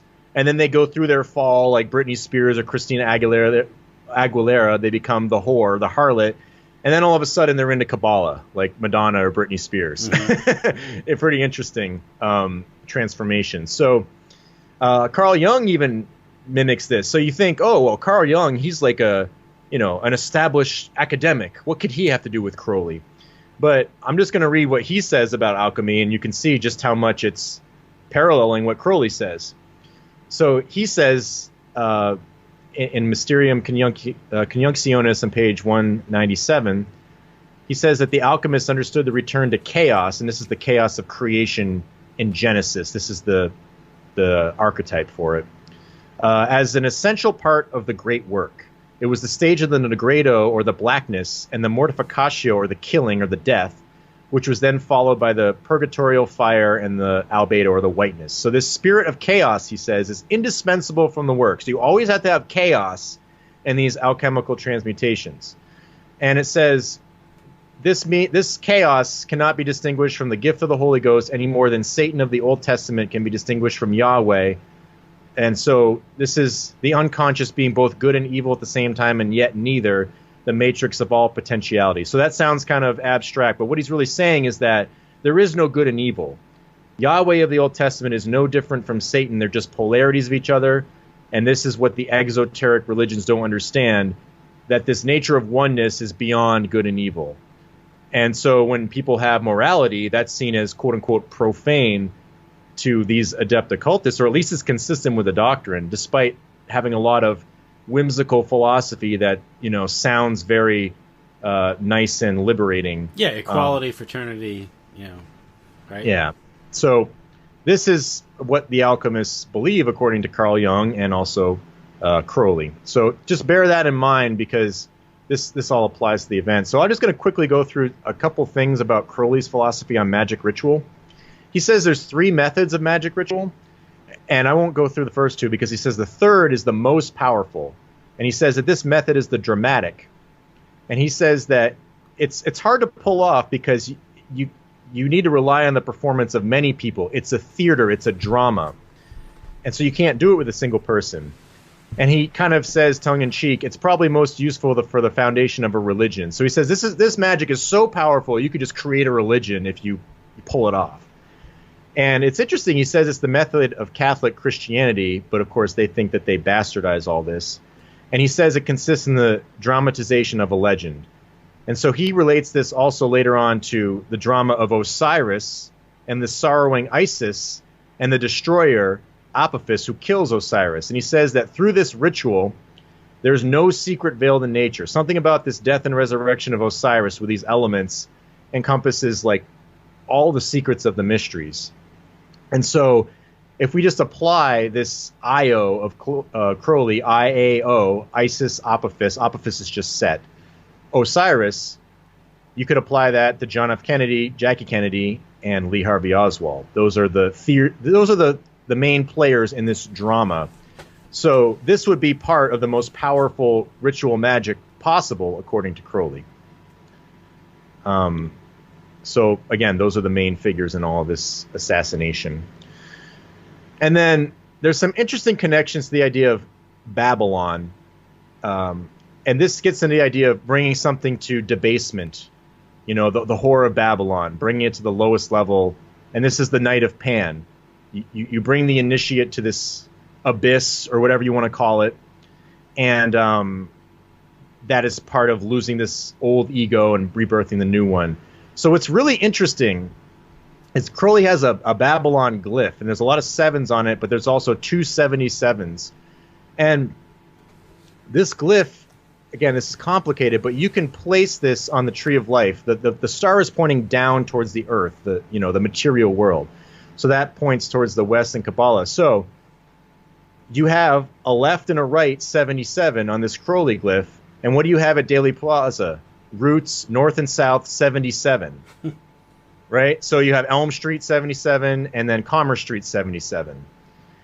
And also this is more advanced, but I'll just get into it. The license plate on the limousine was GG300. Now, what's very interesting is that G is the seventh letter of the alphabet, so a GG could just be 77. So there you go, another Crowley 77 put on the license plate.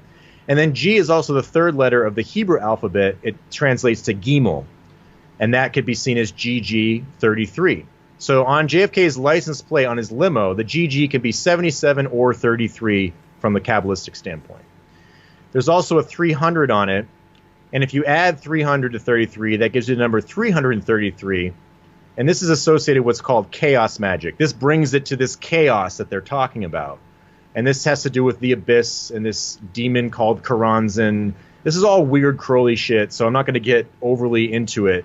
But all of these numbers that you can derive from this have extreme connection to this. And I'll say that this relates back to biblical gematria, where the Pharisees in the New Testament, Christ says that they are full of indulgence or lack self-control. And this is a Greek word, self-control or self-indulgence, that in gematria relates to the number 333. So the Pharisees, according to the occultists, are really just the Orthodox patriarchs. That's their viewpoint of it. So, the Catholic priests, those are the Pharisees from the eyes of the occultist. And so they're throwing in a 333, which would represent the old Catholic Christianity, on the license plate, sending it into darkness. So you could see that there's so much that was put into this. Definitely a lot of planning. Yeah, and then, some people will say, is there some sort of strange spiritual or cosmic influence to this that is interwoven into this without some people's knowledge? That's kind of, where you can debate on a lot of the spiritual stuff crossing over into the material plane. But it's pretty interesting, I think. Yeah. And so the last thing I'll mention before we move on is that you think about frame 313. The Greek god Pan is associated with Oswald or Set. This is the dark side of Pan, the anger or whatever. And one thing that's interesting is Pan gets very upset at noonday, and when you wake him from his slumber, he might attack you. And so Oswald at noonday, having the Pan archetype, kills Kennedy at noontime. But also, if you think about frame 313, the number of Pan in gematria is 131. So that's kind of like an inversion of 313. So if you add those two together, 313 and the number of Pan, 131, you get the number 444. That's an extremely Kabbalistic number. And 444, if you multiply that by 4, what do you get? 1776. So all of these numbers revert back to each other. They have extreme important Kabbalistic significance. So you have 1776 Bavarian Illuminati, the American Declaration of Independence, and then you have the Freedom Tower, which was the synthesis of the two twin pillars together at 1776 feet high. And what is the Freedom Tower? It's freedom, right? Yeah. One world freedom, but freedom from what? You know what I mean? That, and from the eyes of an occultist, it would be old world Christendom. Yeah. So the numbers, once you understand kind of what they mean, you can apply it to actual theology from the esoteric standpoint. And of course, Crowley, the idea of things being reversed and backwards thinking, this is all kind of synonymous with this stuff. So again, this idea of Pan, the goat god, who is invoked by sloping hills and is angry at noontime and exerts his wrath. You know, you can tie this into the fertility ritual. And think about Pan as the Greek god of panic, right? So you create panic at Daily Plaza, you create panic in the nation. This also can be used with like the stock market, panic, right? And then that's part of an alchemical transmutation. So before I move on, I know that was a lot to take in again, but I don't know if you had anything to reflect on or anything that came up for you to ask. No, go right ahead. It's all very interesting. So this is what I think is really wild. Okay. The number 77, which we talked about, is very important to Crowley, and it has this connotation to Crowley says it has to do with Layla, which is Lilith, the demon seductress goddess in Jewish mysticism. Lilith is like the horror archetype, right? And so he says that 77 relates to the devil in tarot and also Layla, or the whore of Babylon. And so this is like the female counterpart to the demon Azazel. You'll see these like Kabbalistic pentacles of inverted pentagrams where Lilith and Samael or Azazel are kind of placed together. So this is just like the male and female polarity of the demonic. And what's very interesting is in Hebrew Kabbalah, 77, I can't really get into the explanation of it. It'd be too complex. But 77 just basically means Oz to Crowley. O-Z. And then you have Lee Harvey Oswald, granted it's an O-S. But what's important is that in occultism, the phonation or vibration of a word, especially in like a lot of Jewish mysticism and Kabbalah, there's this vibratory effect of the voice of speaking things into creation that becomes important. So whenever anybody says Oswald, that's like a Kabbalistic invocation of Oz, just phonetically, vibratory. And so basically you're phonating a 77 if you want to put a number to it. And so if Oswald relates to Pan and this sort of like demonic, angry demon, then there you go. It's built right into the name. And I looked at www.thenamemeaning.com/Oswald. And what does the name Oswald mean? It means the divinely powerful god of the forest in English. What a coincidence. And then I looked into further etymology of Wald. Wald has Germanic etymology back to wilderness, forest, and also in German, Oswald. Os can mean coming out or coming out of the wilderness or from the wilderness. And all of these terms can have relationship to uncultivated wilderness, uncivilized wilderness, right? The untamed wilderness god, which is Pan. And this all comes from a ecology and forest history book, so I'm using scholarly sources to derive a lot of this etymology. So you take Wald, and you put coming out of a forest, uncultivated forest, all this stuff, and you add Oz, the Pan archetype. There you go. You have your forest divine demon god, essentially. So this ties into the Azazel scapegoat in Jewish Kabbalah rituals. And so this is what I think is really interesting. I have a couple of YouTube videos well, yeah, of this. Oswald scapegoat, right? Yeah. yeah, he's the scapegoat, right? And also, this rabbi talks about the meaning of the Azazel scapegoat ritual. And he says that the essence of this ritual is atonement for sexual iniquity, and it has something to do with the idea of fasting associated with Yom Kippur. That is the whole spirit of this atonement ritual, and it encompasses all the sins of Israel, and this is what sexual iniquity represents. It's one of the most important sins that encompasses all the sins of humanity. And the reason for this is the gematria of the two angels, Uzzah and Azael, that sinned in Hebrew Torah. It equals 613, and there are 613 commandments in the Old Testament. Guess what the 313th commandment is, just like frame 313? It's the commandment for atonement fasting and the Yom Kippur. That's part of the Azazel scapegoat ritual. So you have the number 313. If you add the number 300, just like the 300 on the license plate, which 300 is the Hebrew letter for the divine flame, the eternal flame, if you will, in Kabbalah. So add that, and you get 613, all of the numbers of the Torah commandments, and then this Uzzah Azazel. So there's all this Azazel scapegoat ritual stuff built into the numbers, and then obviously Lee Harvey Oswald. So you think about sexual atonement. What's JFK's sexual affairs are like the most famous of any president, right? Maybe Bill Clinton. But Marilyn Monroe is like the ultimate Lilith figure, right? And so if you have this idea of sexual iniquity associated with that, and then in part of this Azazel scapegoat ritual, you purge that, and it atones for all the sins of the Jewish people. And there's two goats sacrificed. One in the temple, which is for Hashem. That would be like JFK. That's like the pure sacrifice that purifies the sexual iniquity. And then you send the scapegoat off into the wilderness. The scapegoat is the goat that just goes away, simply just walks away. And what do some of the accounts of Oswald say? That he just kind of walked away from the scene, no big deal, just ho-hum, I didn't do anything. Yeah, he gave his cab to some lady, supposedly.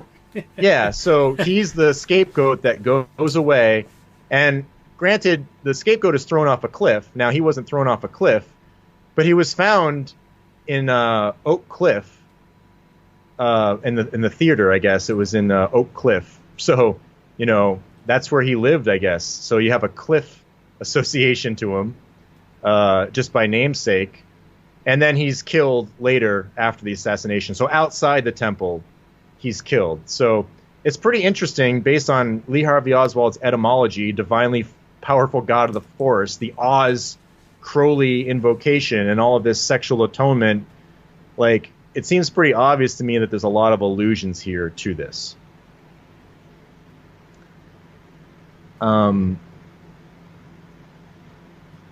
Yeah, and then the last thing I'll mention, real quick, the idea of, JFK getting hit in the neck, and also being part of the Democratic Party, the donkey, right? The donkey's the symbolism. And they even had JFK riding, it was a mule, but they tried to make it look like a donkey in like some of the primaries for the election. And so, the Christ figure, what does he do? He rides the donkey into Jerusalem, right? Well, that's funny, because did any other candidate ever do that? I don't remember that visual. I mean, this is kind of abstract. There was an NBC article came out that showed for the 50th anniversary in 2013, right? 13. They brought this article back and talked about Kennedy riding a donkey, and it was all kind of fun. It was a mule, but they tried to make it look like a donkey. So there you go. You had the Christ riding the donkey. Yeah, that's just funny, because I don't remember Nixon being riding an elephant. Yeah, exactly.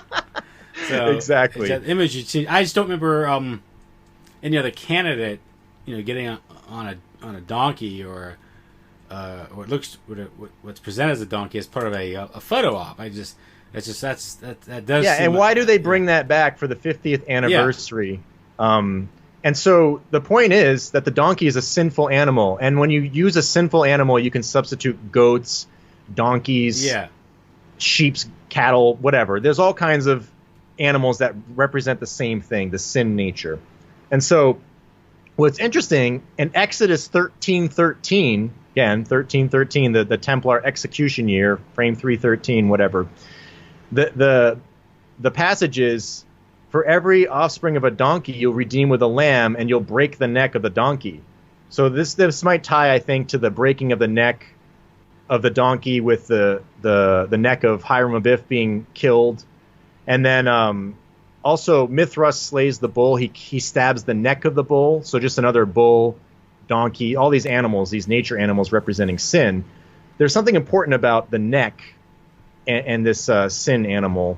So it's interesting that he's holding his neck at about frame 236. And, you know, just consider the Kabbalistic aspects of this. You know, there's just so much religion built into all of this. It's pretty insane. So I don't know. Maybe that's too much of a stretch, but I think it's pretty interesting. Yeah, so there's all of that aspect of this solar deity and this redemption for the sins of Israel. And of course, JFK is the lamb sacrificed that you'll see depictions. There's a painting that some guy did of Jackie Kennedy holding JFK in her lap. This is to mimic Pieta, the Michelangelo, with Christ in Mary's lap. This was the specific purpose of the painting, to mimic that.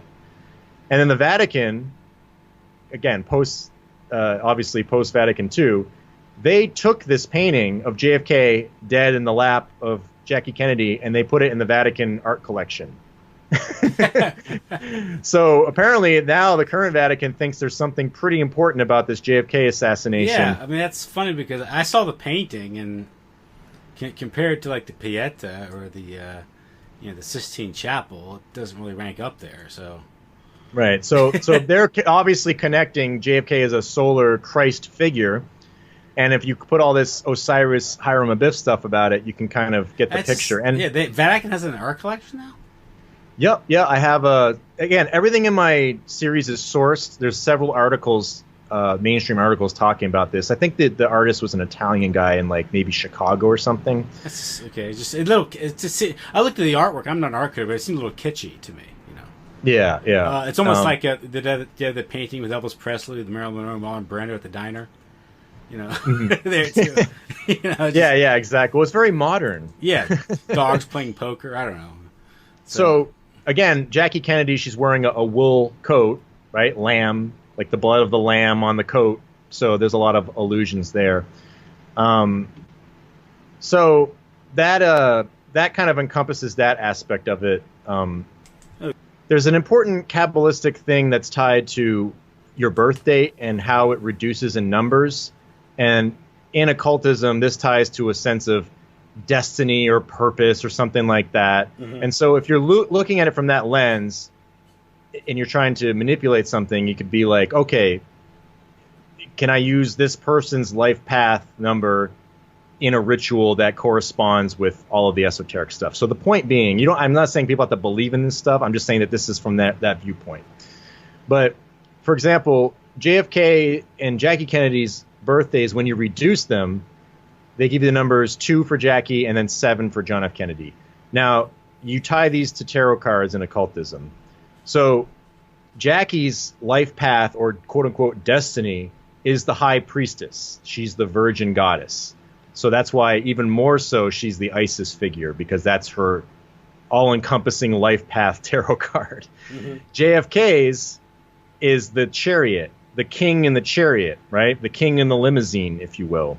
That's his destiny and purpose. And then every life path tarot card has a corresponding card that has a duality to it, and it's based on numbers. So, for example, with JFK, if you take the number 16, that corresponds to the number 7 because 1 plus 6 equals 7. It's pretty simple. Yeah.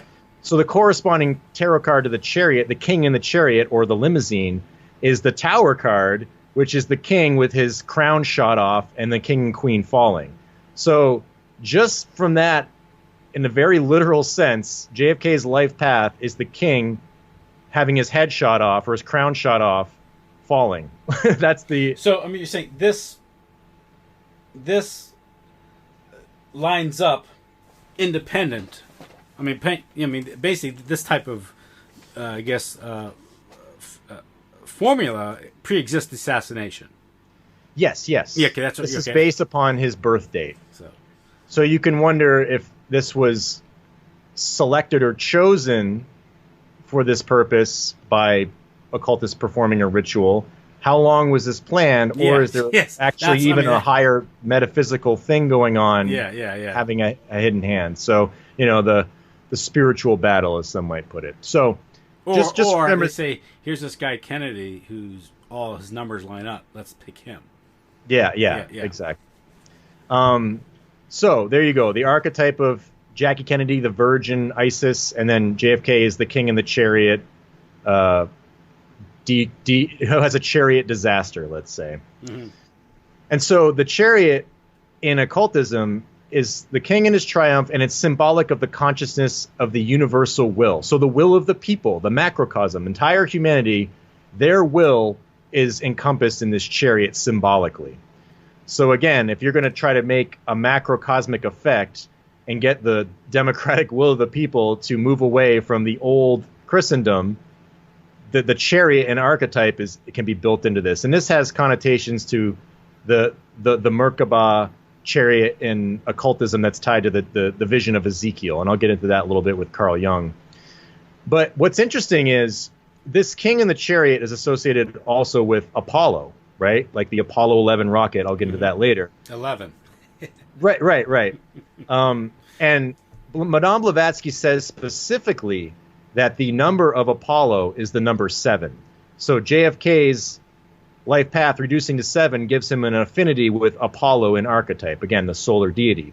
And he's the one who initiated us to the idea of going to the moon. Mm-hmm. So there's a ritual connection to Apollo 11, which I'll get into a little bit later. But the point is that this is his life path having a chariot disaster.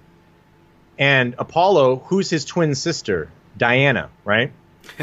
Diana's birth path reduces also to 7. So she is a royal figure in a chariot with a chariot disaster. So she had a disaster in her car, her, BMW, crashing into the 13th pillar, right? Frame 313, 13th pillar.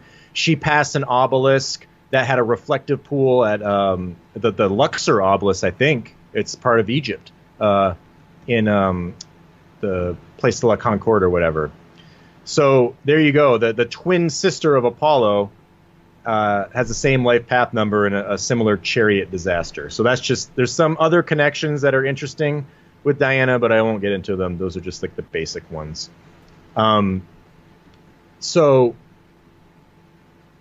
hold on one second. Let me get okay, so now I wanted to just talk about Carl Jung and his writings on alchemy, and specifically the alchemy of the king and the queen. And this is all taken from volume 14 of his collective works. It's called Mysterium Conjunctionis, which is the mystery of the conjunction, so the mysterious union, right? Like they always talk about in alchemy. And this whole volume is basically about this. It's called Rex and Regina, king and queen, Adam and Eve also, the personification of the opposites. These are all chapters in this book. And when I started reading this book, I felt like I was reading a script, literally. So basically, the alchemical transmutation or transmutation of the king goes back to I think it's the 12 Keys of Basil Valentine. He was an old alchemist back in the Middle Ages. And so you can see some of the images here. There's the king and the queen, the holy matrimony. There's this Cupid lover shooting this girl. And then there's these lions devouring each other. And then there's a death, and then there's a resurrection. So this all ties back to ancient Gnostic Middle Ages alchemy. And Carl Jung is just, again, he's a guy in the scholarly world. You're getting it all from university-level sources. So this isn't like some crazy occultist telling you this. This is Carl Jung, who is a respected psychologist in academia. So the basic components of this is the idea of the lower Osiris and then the higher Osiris. This is what Manly Palmer Hall talks about. The lower Osiris is the older nature gods that are related to anthropomorphic deities. This would be like the Old Testament God. This is an anthropomorphized personal deity. And they want to transmute that lower Osiris to this higher divine impersonal God of the mysteries, all that scientific worship and, the God of reason kind of stuff. And so the lower Osiris has something to do with this fertility of the moon. And the lower Osiris is connected with the chariot or the world soul. And then part of this transformation of the king, there's a trap that's set for this king, which is a woman who is the whore that ensnares him And then part of her hieroschemos, or sexual union of deities in archetype, is part of this ritual. And then there's the Negredo and the murder of the king by Set and the chaos, all the things that have to do with the blackening.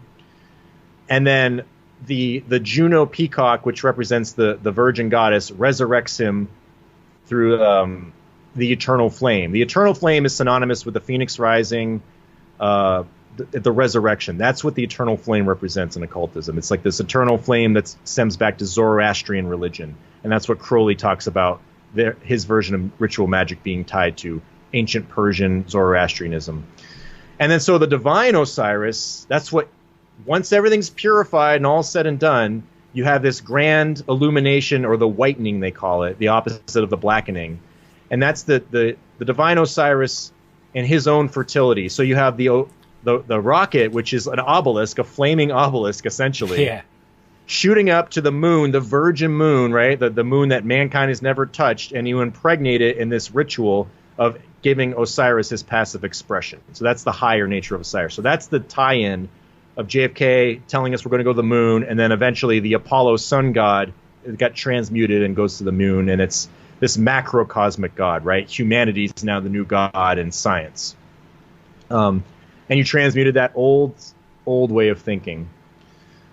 So all we'll do is bring into the ritual is Marilyn Monroe now. So we had the Osiris, JFK, Jackie, Isis, Lee Harvey Oswald, Set, Apophis, or you have this like pan nature phallic lust god associated at the counterpart of Marilyn Monroe. So these are like the four figures now when you bring in this Azazel scapegoat ritual. So I'm going to talk a little bit about the idea of the royal pair and then the king and how important this is. And in James Frazier's Golden Bough, he talks about in ancient times, the Roman king in pagan times was representative of Jupiter himself, and his queen is Juno. So Jupiter, Juno, Osiris, Isis, it's the same thing in all of this occultism. And so this is part of the sacred king rites where you kill the king for the fertility of the land. And so again, if you think about the fertility symbolism of the Apollo 11 rocket obelisk impregnating the moon, that's for this other higher fertility for mankind, right? That's kind of, you can tie that all into this alchemy. And Carl Jung talks about how in this ritual, the whole psyche of the nation is the true basis of this kingship. So there's a passive expression. The nation is tied to the king. So, and he says the king plays a central role in alchemy and is not, you can't dismiss it as a metaphor. It can be this literal component. So there you go. And he says the king is killed when the time is fulfilled. So the psyche of the nation is encapsulated in JFK's ritual, according to the way the occultists look at this stuff. And then in these writings in this book, again, I have all the source reading and all the slides. This king has to do, again, with this spark of the world soul. So that's the chariot. And he says that fountains play an important role in the reflecting of this king. So, and Manly Palmer Hall talks about the Sun King, the fountains is that passive expression. And so in Dealey Plaza, you have the Osiris obelisk, right, the king, and then you have the fountains there to express that passively. So I have a picture of the Luxor obelisk and then the fountain for Diana's death. Obviously, Washington, D.C., there's a giant reflective pool for that. So, you know, it's pretty obvious, all Osiris and then the Isis fountain reflecting him back. That's all encompassed at Dealey Plaza. And then this is what I think is pretty interesting. In order for this alchemical transformation to happen of the old king, again, old Christendom, the king must transform to this animal nature, this primitive sexual animal nature for this renewal. So this ties into Marilyn Monroe, right? The beast nature of man, the lion, that is sort of encapsulated in this. And so all of this is about transforming these nature figures as representative of that animal nature. So again, we talked about the bull, the donkey, all that kind of stuff. It's all synonymous.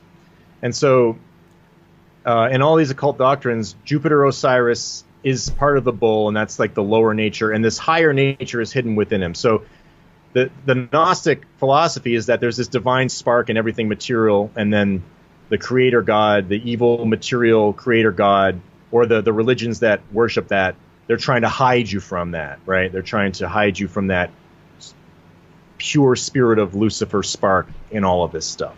And that translates into, religious doctrine, these divine hidden secrets in the doctrine, the divine hidden secrets in nature through science, stuff like that. It's very macrocosmic and transmits into all these assets of life. So there you go, all of this stuff about killing this lower Osiris.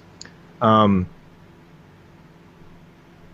then there's this idea of the blood sacrifice in magic of the king.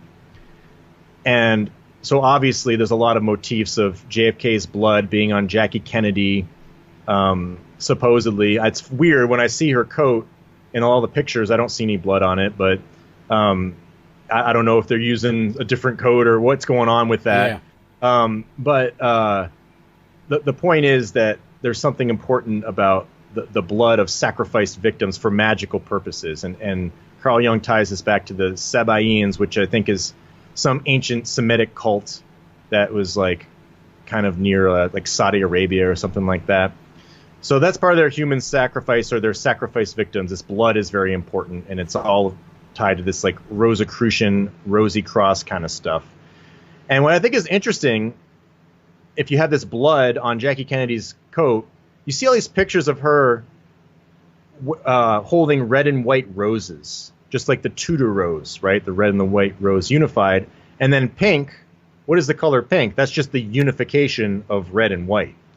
So there's a lot of that color motif going on here, which I'll get into in the idea of the rose garden. And then so Jackie Kennedy representing this Isis figure, or Juno. Carl Jung says that Juno goes through the king in all of his stages of nature. And so if you think about the king being this nature god going through the seasons, you think about JFK Jr. being born, that's like the birth of Horus or whatever, and that happened just before his presidency. Because JFK Jr., he was 3 years old when he died, so, JFK, I forget when he was inaugurated, was it 62? January 20th, 1961, yeah. Oh, 61. Okay, yeah. So, there's the birth of the sun, and then you have the triumph of the apotheosis, which is related to summer, where the sun is at its greatest strength. And then you have the fall, where he's killed in the assassination event, and then he's resurrected. And so Jackie Kennedy is here as the passive expression throughout all these motifs. She's the Pieta mourning in the limousine. She's the one resurrecting him at the eternal flame. She's the one who lit the flame.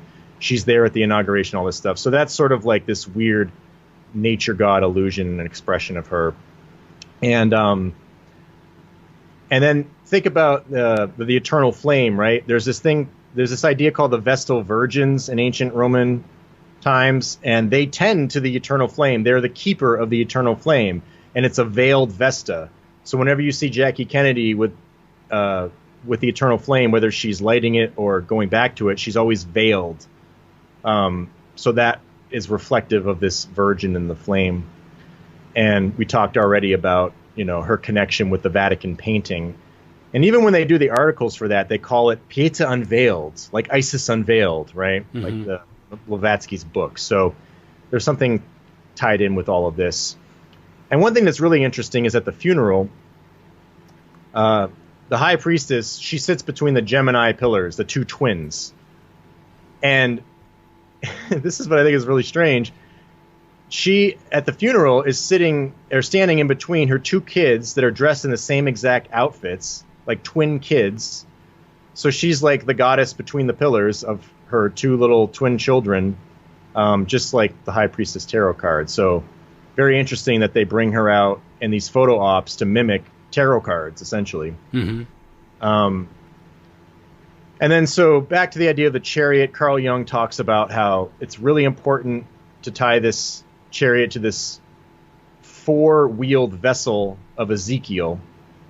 And so if you have this four-wheeled car or limousine, think about back in the days, chariots brought around royalty. Well, now we have limousines bringing around royalty. So this cosmic chariot is really important in all of this alchemical ritual.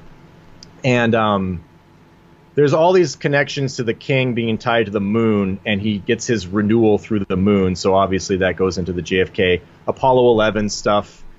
And one second. Okay, and then Carl Jung talks about, I'll read verbatim here, it says, this parable of the dying king contains the primitive motif of the murder or sacrifice of the king for the purposes of renewing his power and for increasing the fertility of the land. So here we have Oswald, the murderer of the king, the murderer of the president. He fulfills that role. And then I'll get into the idea of Marilyn Monroe. Carl Jung said that Venus, or the whore, corresponds to the erotic aspect of the lion. And so, again, bringing the king to his animal nature. And this is all tied into alchemy. He says the whore, or meretrix, which I guess is the Latin name for whore. Think about like Marilyn, meretrix. I don't know if there's a connection there, but it's a well-known figure in alchemy. So a whore in alchemy is very important.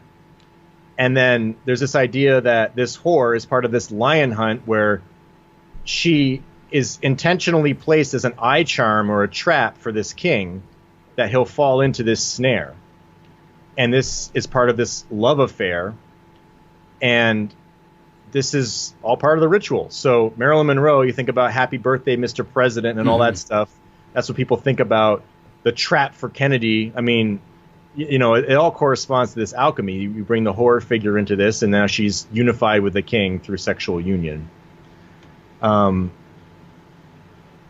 then there's this really interesting concept of the color of red and white that I kind of touched upon earlier. But it says it's this dualistic nature of Mary, right? So it says, Carl Jung says that certain ecclesiastical symbols are proved to be acutely dualistic, and this is also true of the rose, and above all, it's an allegory for Mary. So there's this duality to Mary, the Black Madonna, right, or the Virgin Madonna. So we have these two figures of Marilyn Monroe and Jackie Kennedy.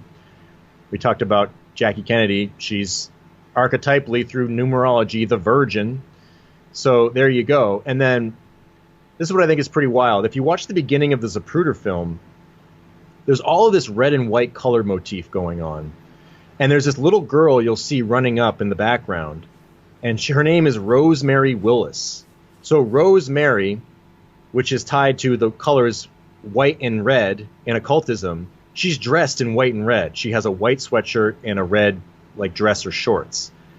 And her name is Rosemary. I just think that's really interesting, considering that this is all part of the Rosicrucian doctrines that we just read. So it's pretty... You combine all of these red and white motifs with Jackie Kennedy and her roses and her pink coat and the beginning of the Zapruder film. This is associated with the rosarium in alchemy. It's called the rose garden.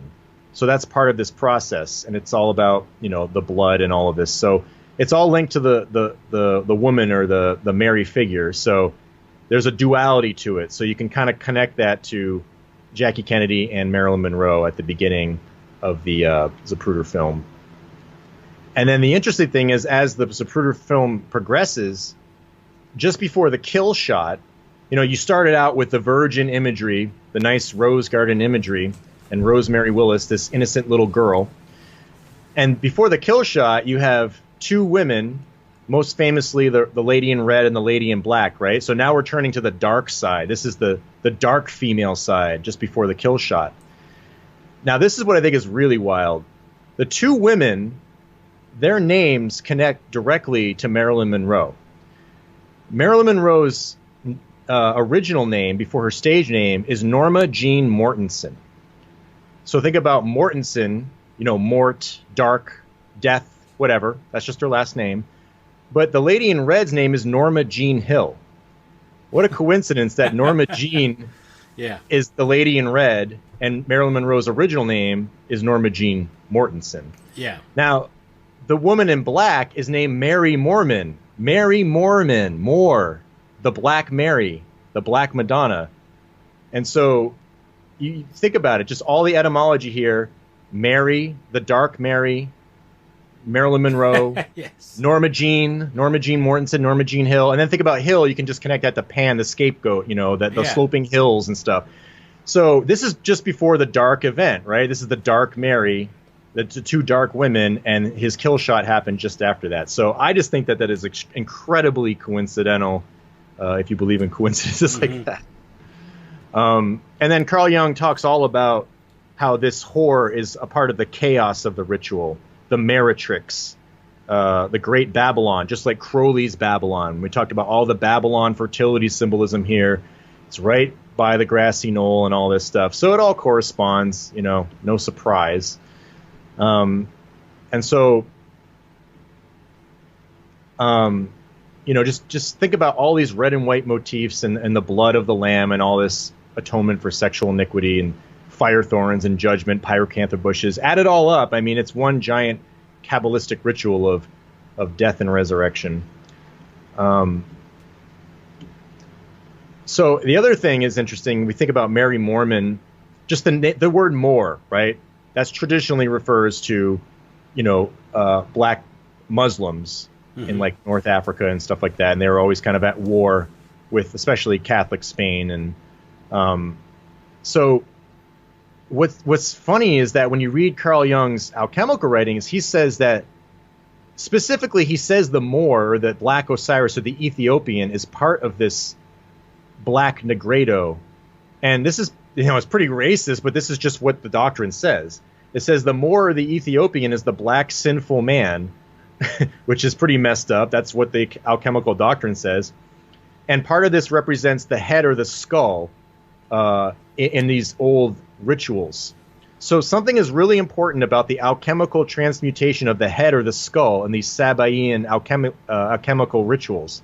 And I'll read verbatim here. He says, the Sabaeans were suspected of magical practices that presuppose the killing of a man. And he says the brain pan, or the head of the elemental man. And it says that they need a human skull that contained the brain. That's the seat of understanding. And that is part of the soul, the vessel of transmutation. So what happened with JFK's skull or brain? It was transmutated in that event. And so right after they passed the Moor lady, right? So the Moor is tied to all of this stuff. So, I mean, at some point, you can't really make this stuff up. So there you go. Something about transmuting the head is part of this Negredo, or this blackness of the alchemy. And, this all ties into, okay, here's an interesting quote. Carl Jung says that the illumination of the inwards of the head is important for this ritual.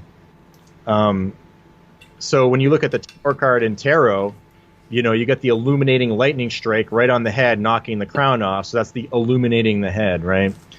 And so there you go. That's all the Negredo stuff, the blackening. And of course, the last thing I'll wrap up with that is Carl Jung has several passages about how the old king, this blackening, is representative of the wrathful God of the Old Testament. And it says, the transformation of the wrathful and vindictive Yahweh of the Old Testament into the new God of the New Testament. So this is the occultism where they divorce the Old Testament God from the New Testament God. This is part of the king's renewal. Now you got to get rid of that old Christendom. And that's the whole point of this alchemy. And all the dark things in this, archetypally, you can just put into the old king of the old Christian world in medieval Europe. So there you go. I've talked enough, so you should say something. My throat's starting to hurt. Okay. Well, that's all. No, just following all that. That's amazing. All that synchronicity and coincidence. Right, and so couple this with what happened after the assassination with all of the Vatican stuff. Yeah, that was like I said, the context of Vatican II, the 1960s, the Cultural Revolution of the 1960s, which other people's research has shown these things weren't spontaneous. They were sort of guided and promoted all along. Even prior to Kennedy's assassination, of course, in the 1950s, you had a decade before, you had the promotion of Alfred Kinsey in the 1950s, and then in the 60s, you had introduction of the birth control pill, Vatican II, and the changes within the Catholic Church. You also have the creation of suburbia and sort of this American society had fundamentally changed because of mobility. That takes us back to technology again. Technology liberating us from our from the natural world, and so yeah. I mean, considering what unfolded, it's like you needed this ritual, this magic ritual, to alter the consciousness, the mass consciousness of the nation and indeed the world. Mm-hmm. And again, it's almost like the profane won't pick up on it, but I guess you could say it's almost like the people, those who are adept, those who are in the know, are probably sitting back and probably having a good laugh at all this too at the same time. Well, I'll touch upon that. Crowley says that Isis mourning represents the nation mourning, but that's for the profane. Mm-hmm. The adept looks at it as joyful. Yeah. So there you go. Jackie Kennedy mourning and everyone mourning with her. That's for the profane. But really, this illumination event is enlightenment. Apparently, mm-hmm. That's the viewpoint, And so this is my problem when people, like, I don't have a problem if somebody's involved in Freemasonry and they don't see any of this destructive stuff. But when they start defending it like it has nothing to do with world events and any of this stuff, I'm like, well, look at this. This is all Masonic doctrine. How can you deny that this is there? And then, most people will agree that the JFK assassination was not good. It was not a good event. Whether it was a complete hoax and it was a fake thing, or whether it was real or there was some elements of both, it doesn't matter. It's still messed up. It's still lying and deceiving a nation. So how is that okay? And how would all of this doctrine have nothing? Oh, there's no conspiracy about Masons anywhere. And again, that doesn't make any sense when you start looking. So anybody who knows anything about the esoteric will know 10 times over what I'm saying, because I don't know. I'm not in any societies. So how can you make that debate? That's my only question. That's my only rebuttal to people who kind of say that, or discount the importance of secret societies or Freemasonry, just in the development of the modern world itself. It's the British Empire was more or less created and defended through the lodges, mm-hmm. And some of the major events, like people have traced the assassination of Archduke Ferdinand back to Freemasonry. The Black Hand had connections to British Freemasonry and British intelligence, and the lodge system and these things. This was the technology for networking and secret communication, and also for subversion. So at the very least, it's used for that. It's interesting, you mentioned, JFK's license plate on the limousine, and recently it was pointed out to me that Archduke Ferdinand's license plate read A111118. Isn't that a year for the Templars or the Knights Hospitaller creation? World War I ended on November 11th, 1918. Mm-hmm. The 11th hour of the 11th day. And so you have the situation where apparently the license plate on the automobile that he was murdered along with his wife on June 28th. In a chariot, right? In a Kabbalistic chariot. Exactly. On June 28th, 1914, that the plate would happen to read the date and the year, the date of when the war ends with the armistice. As if it was all planned. Now, yeah, that's interesting. The other thing I was going to mention, I've actually looked into the assassination of Alexander II, the mm-hmm. Tsar, and his assassination happened on 3/13, March 13th, and he was in a chariot or a carriage, and he had a Kabbalistic disaster. And if you add up the gematria of that date, it equals the number 7. So that's the king in the chariot with the disaster. That's the path of that day from a Kabbalistic standpoint.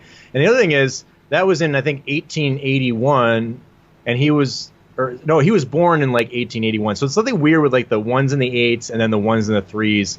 If you kind of like invert or reverse those numbers, those have, like, if you just look at all the events that happened with like 31 or 13 or something like that. Diana, her crash was on the 31st, right? Mm-hmm. The date you just gave me, I just added up. That adds up to the number 31. I mean, it's just, when you start knowing the certain numbers that are important, you just see it all over the place, especially in these chariot disasters that kill monarchs or people perceived to be monarchs. Yeah. But anyway, so I mean, you've talked about, and other people have talked about, 9/11, the events of 9/11, and of course, the obvious is the Twin Towers. And I always thought, immediately, I thought it was, it was odd. I thought it was more of a marketing thing that you'd have, the events of 9/11, 9/11, Twin Towers. Yeah, the twins representing the 11, just like the twins of Daley Plaza, the two pillars. Granted, there's the hidden pillar that's in plain sight, at least there, but that's the same MO, And then, what was the other thing I was going to mention? I forgot it. Anyway, so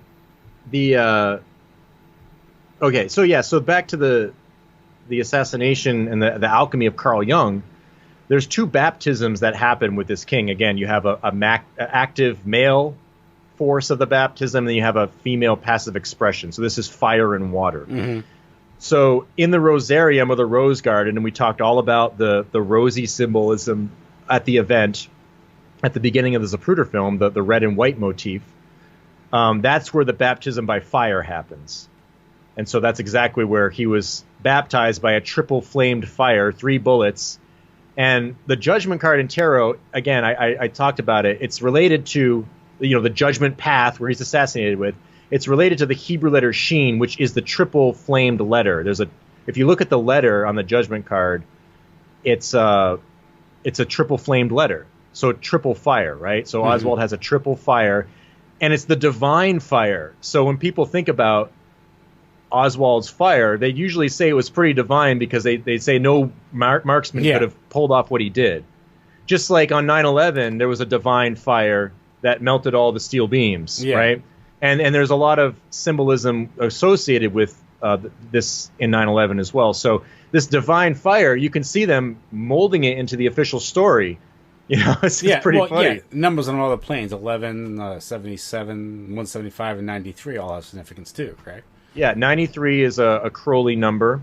175, actually that Crowley Babylon glyph I showed you with all the sevens, the 77 on both sides and the 3 other sevens, if you add all that up, that adds up to 175. So that's like the significance of it. And then, so all of that stuff, I mean, the 77s on Daley Plaza, And not to mention the Solomon Brothers building, right? Yeah, exactly. Solomon's Temple. So, there's the baptism by fire, where Oswald's sort of like the hierophant of that on some level. And then there's the baptism by water at his funeral. So, of course, he has a Catholic funeral. And if you take the viewpoint, obviously we discussed this on my podcast where the Catholicism with the paganism built into it is to keep tradition, but to exercise it and put the God of Christianity that is unequaled by other gods on top of it, right? Yeah. So Christ sitting on the donkey, basically, right? That would be like the reverse of that. So then I talked about how, to me, one of the reasons the infiltration probably seems so attractive is that a lot of the symbols are still there. So when you have the priest with the fish miter and stuff, that goes back to hold like the Dagon cults and stuff like that. So if you reverse the Catholic symbolism and put the pagan occult symbolism into it, then the priest becomes the Dagon priest. So he's sprinkling water on the coffin of Osiris, and there's something very important about the coffin of Osiris and all this alchemy and this baptism of it. So this is like the baptism by water and the whole funeral procession. And then again, Jackie Kennedy resurrects him with the eternal flame. And so the other part, I'll just kind of harken back to the chaos that we talked about being indispensable to the work, according to Carl Jung. You think about chaos, Pan, panic, sloping hills invoke Pan, panic on the grassy knoll, all this kind of stuff. And then again, Pan's number in Gematria being 131, kind of the inversion of 313. It's pretty interesting that all of this ties back to the chaos of creation. So again, I talked about this before.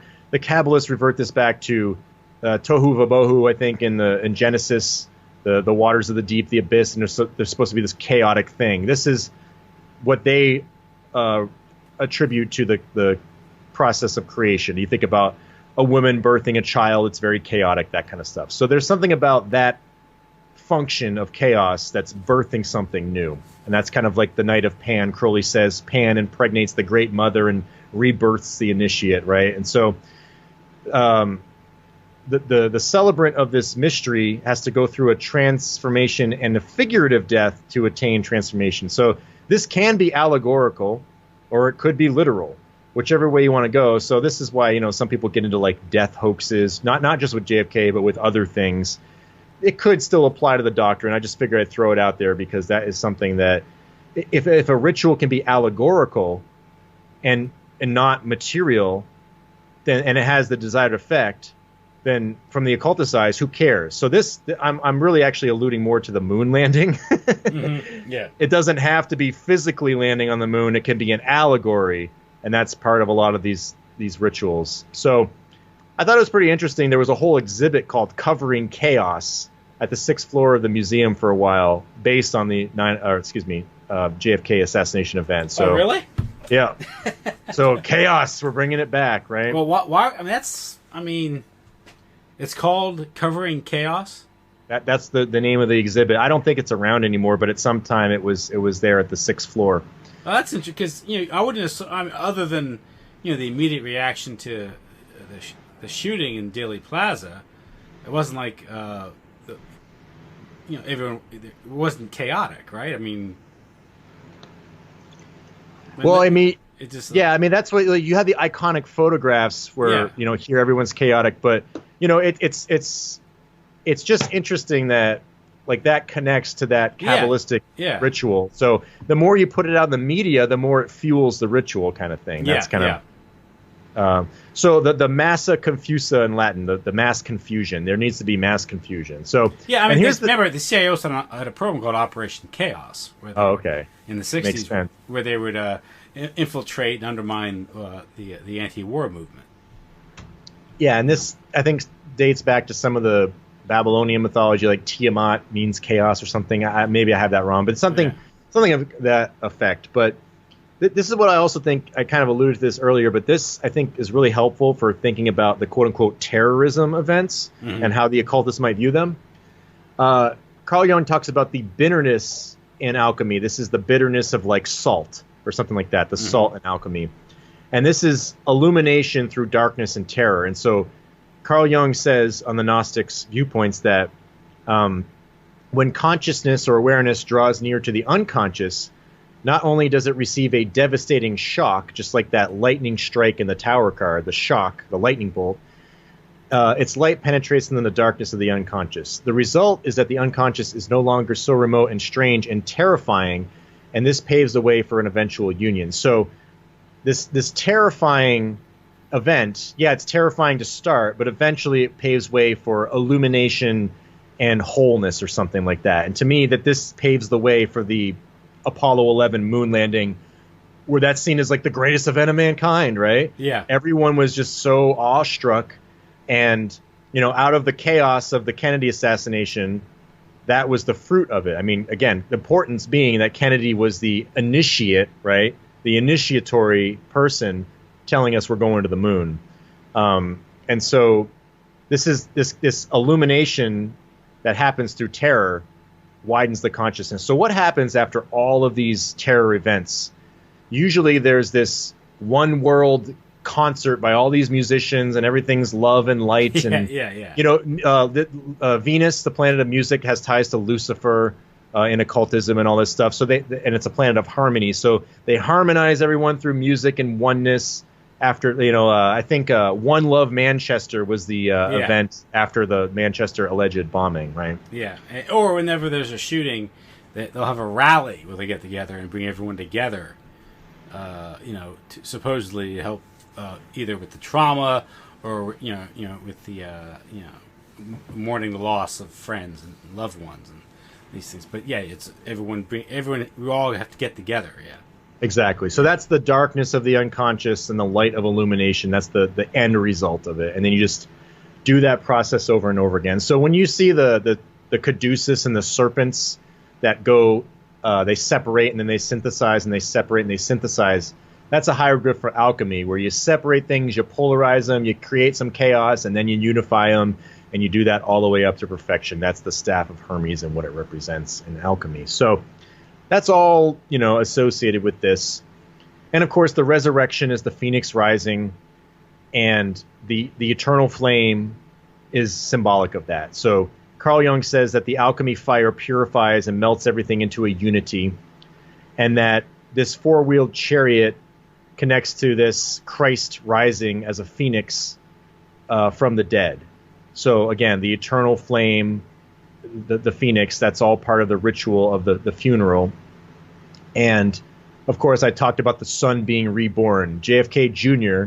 had his third birthday on the day of the funeral, 3 days after JFK is killed.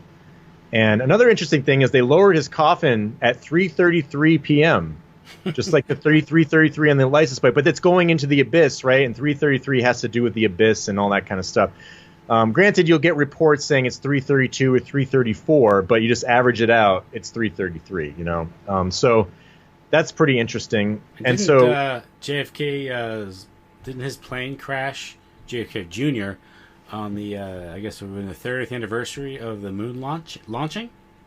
Yeah, yes, exactly. Yeah. 716. Oh, the other thing I meant to mention is that, remember, I mentioned that Apollo's number, he's the patron of the number 7, according to Madame Blavatsky. Mm-hmm. And so if you take the Apollo date of 7/16, 1969, you have 7, and then 16 reduces to 7. That's actually the chariot and the tower card numbers, 7 and 16.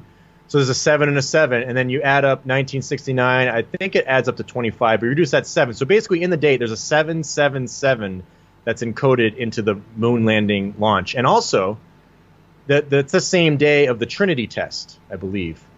For the Manhattan Project, the nuclear bomb. Exactly. And I think it's I forget the anniversary, 30 years, 40, it's something. It's a solid number.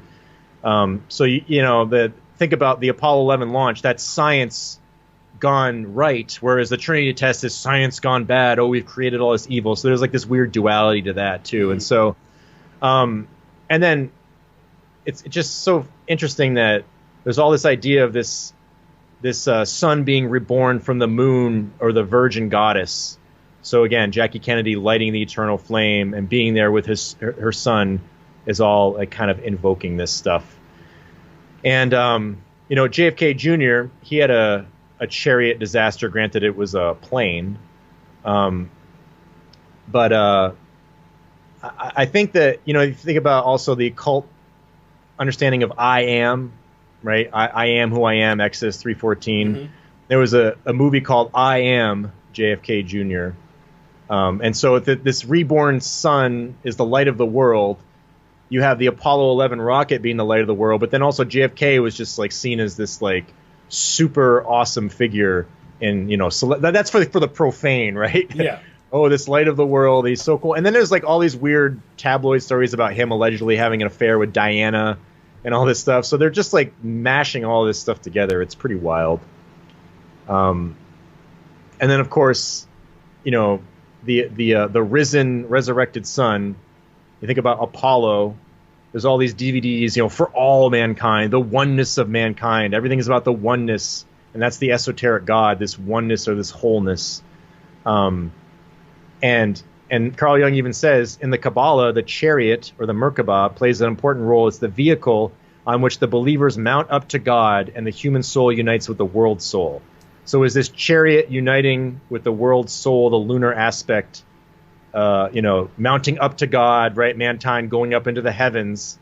Are they trying to reflect that in Kabbalah? Mankind is now God kind of thing. Mm-hmm. And I think that Carl Sagan, he's got a little speech he made on the gift of Apollo. And Carl Sagan's got some super esoteric stuff associated with his writings and also his Cosmos series. But he writes on the Apollo mission, think about the idea of like illuminating the darkness, birthing a new consciousness, awakening people from, the old dark ages and stuff like that. He says in these speeches that the Apollo astronauts, everything was kind of like in black and white, but now the whole world sees everything in color, right? Like the peacock, all spectrums of light and Lucifer, and then he says the whole earth, right? The whole or roundness of deity. That's what the Virgin and occultism is. It's whole unto itself. So we're viewing mankind, right? The creation, man as whole, as a unity consciousness. And he says that the images of the Apollo 11 launch, the images, awaken the slumbering planetary consciousness, where we have this inescapable recognition of unity, and that there's this luminous dividend of Apollo is this unity, the world without borders, the age of space exploration. He says one of the great revelations of the age of space exploration is the image of Earth. And this transcends, space and time. And he says, we are one species, we are star stuff. And so Crowley says every man and every woman's a star, all this stuff. Yeah. And so one thing that's interesting is Carl Jung says that the climax of the work, the great work, is that all these unite in the albedo, which is the whitening. And so he says everything's brought back to a unity and everything becomes one out of this mass confusion in this apotheosis event.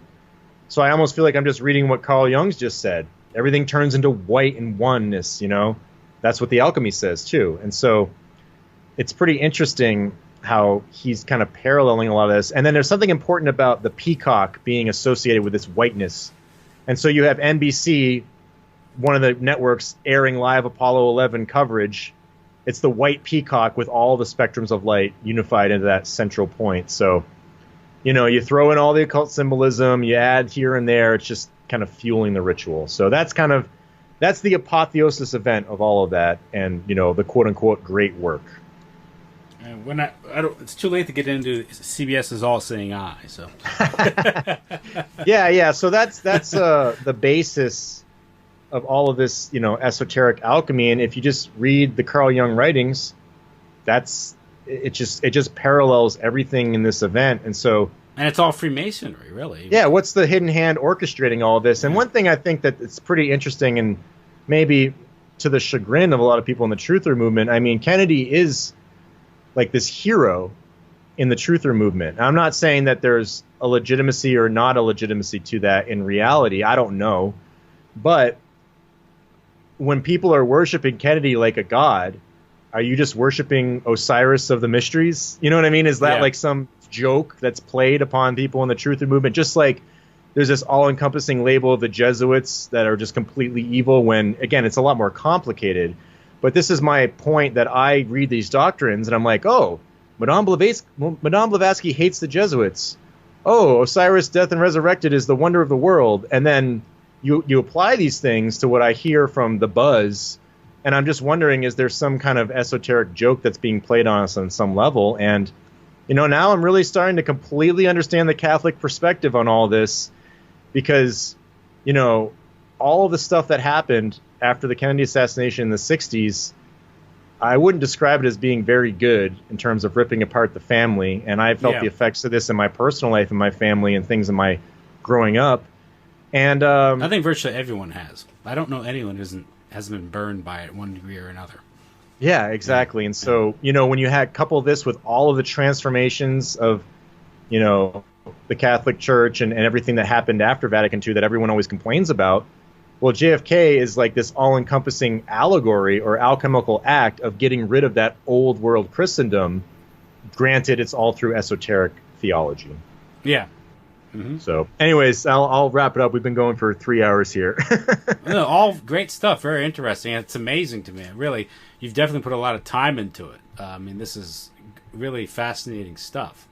And a detail. And just, again, it's hard when you look at all these connections, the synchronicities, the numbers popping up, the tarot card things, and how it sets Kennedy's numbers set him up to be the king, getting his crown knocked off in the chariot. It's like yeah, exactly. And then you couple that with the Daily Plaza being this giant Kabbalistic ritual fertility ground, and the fact that no one in popular culture or how we're taught about events, history, or even political science, we're not talking about the importance of secret societies or an outfit like Freemasonry. You think you would have heard about it, like the role of Freemasonry in some of these events, and just studying history, and you don't. We're all given the esoteric.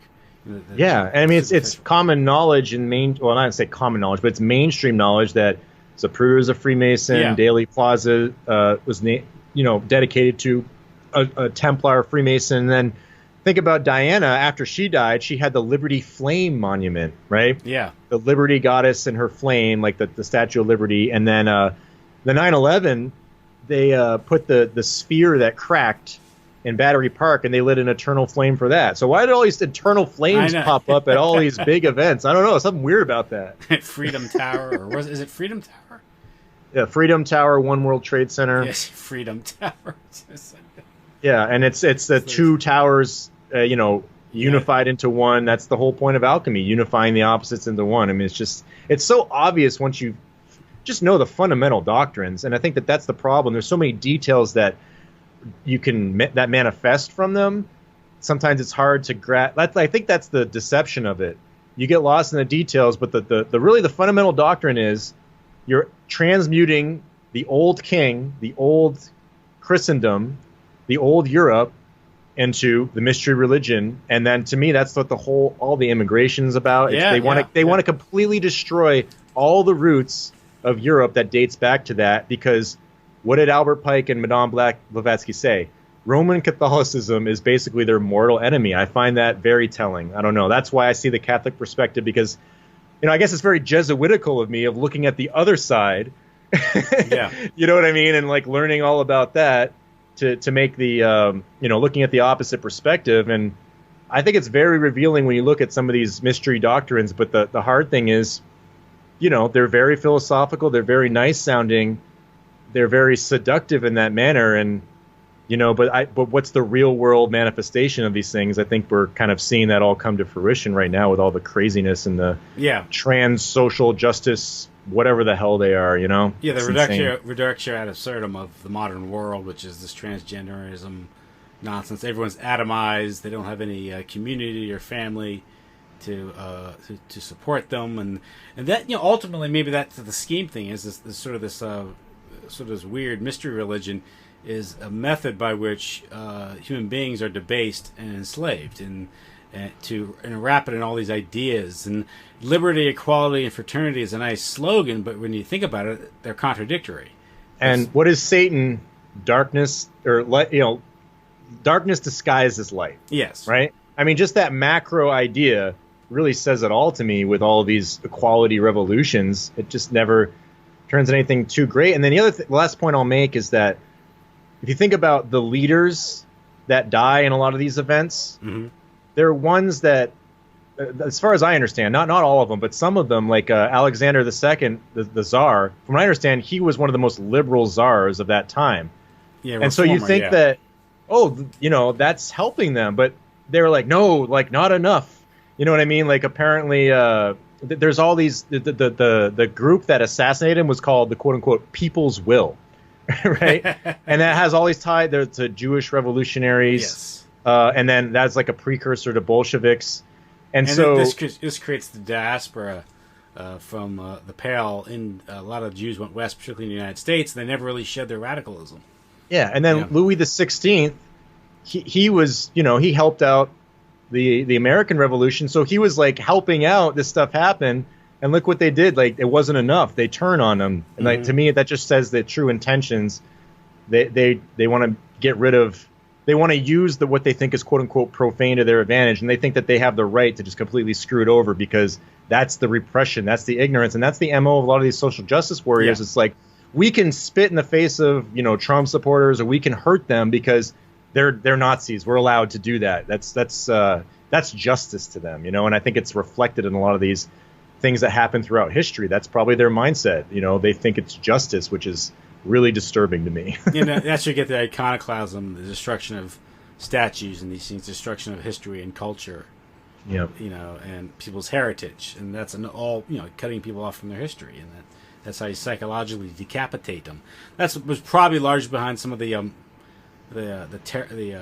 strategic bombing during World War II, destroying these old cities, because you destroy the you psychologically decapitate, the German people if you destroy cities like Dresden, and you usher in the new world on the ashes of the old.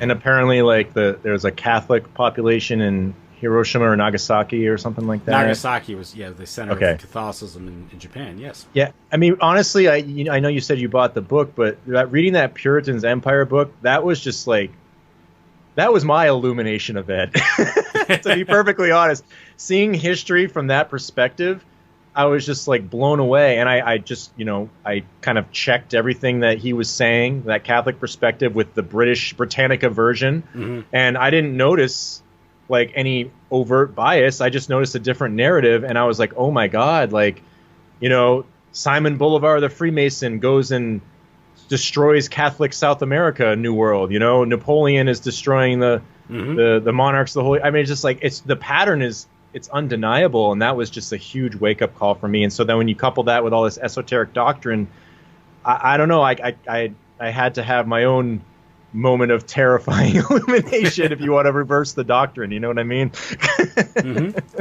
So I'll leave it at that. Okay, well, listen, Michael, thanks. Thanks for spending so much time laying this out. It's very, very fascinating. I'll edit this. When I edit this, I'll send you the audio. You can do the, attach the pictures. That might make for an interesting video to go along when I post this. I recorded the video on my own end, so I'll be able to figure out what slides I was using at the proper time. So I'll be able to have it correspond pretty well. Yeah, and then I'll post it to YouTube, and then I'll post the audio to my regular, blog where I post the audio. Oh. So. Okay, and then I'll give you the links to the series itself so people can go fact check if they want. Yeah, so we'll have all these links. And I made short video synopsises of all these things too. If they don't want to read it all, they can just go through and I'll go through videos. So I have it all sourced. That's really important to me. I don't like to be one of those people who just talks out his ass, Okay. Great, okay, it's Michael Joseph. He's the host of the Proud to Be Profane podcast. His YouTube channel is Schism 206, correct? Yes, sir. Okay. Anything else you want to say about follow your work or? No, that's pretty much it. And the Proud to Be Profane, that's the kind of a esoteric reversal for me, where what's profane is the idea of a personal creator God or all that kind of stuff. So that's the reason I say that in the podcast, Okay. I'm kind of reversing their doctrine. I'm doing the 180 there. So. Okay, well, listen, great. I'll wish you good night, and I'll stay in touch. And I'll send this when I edit this next couple of days. I'll send you the audio. So. All right. Well, thanks a lot for the opportunity, Tim. Great. Well, good night then. All right. You too. Bye-bye.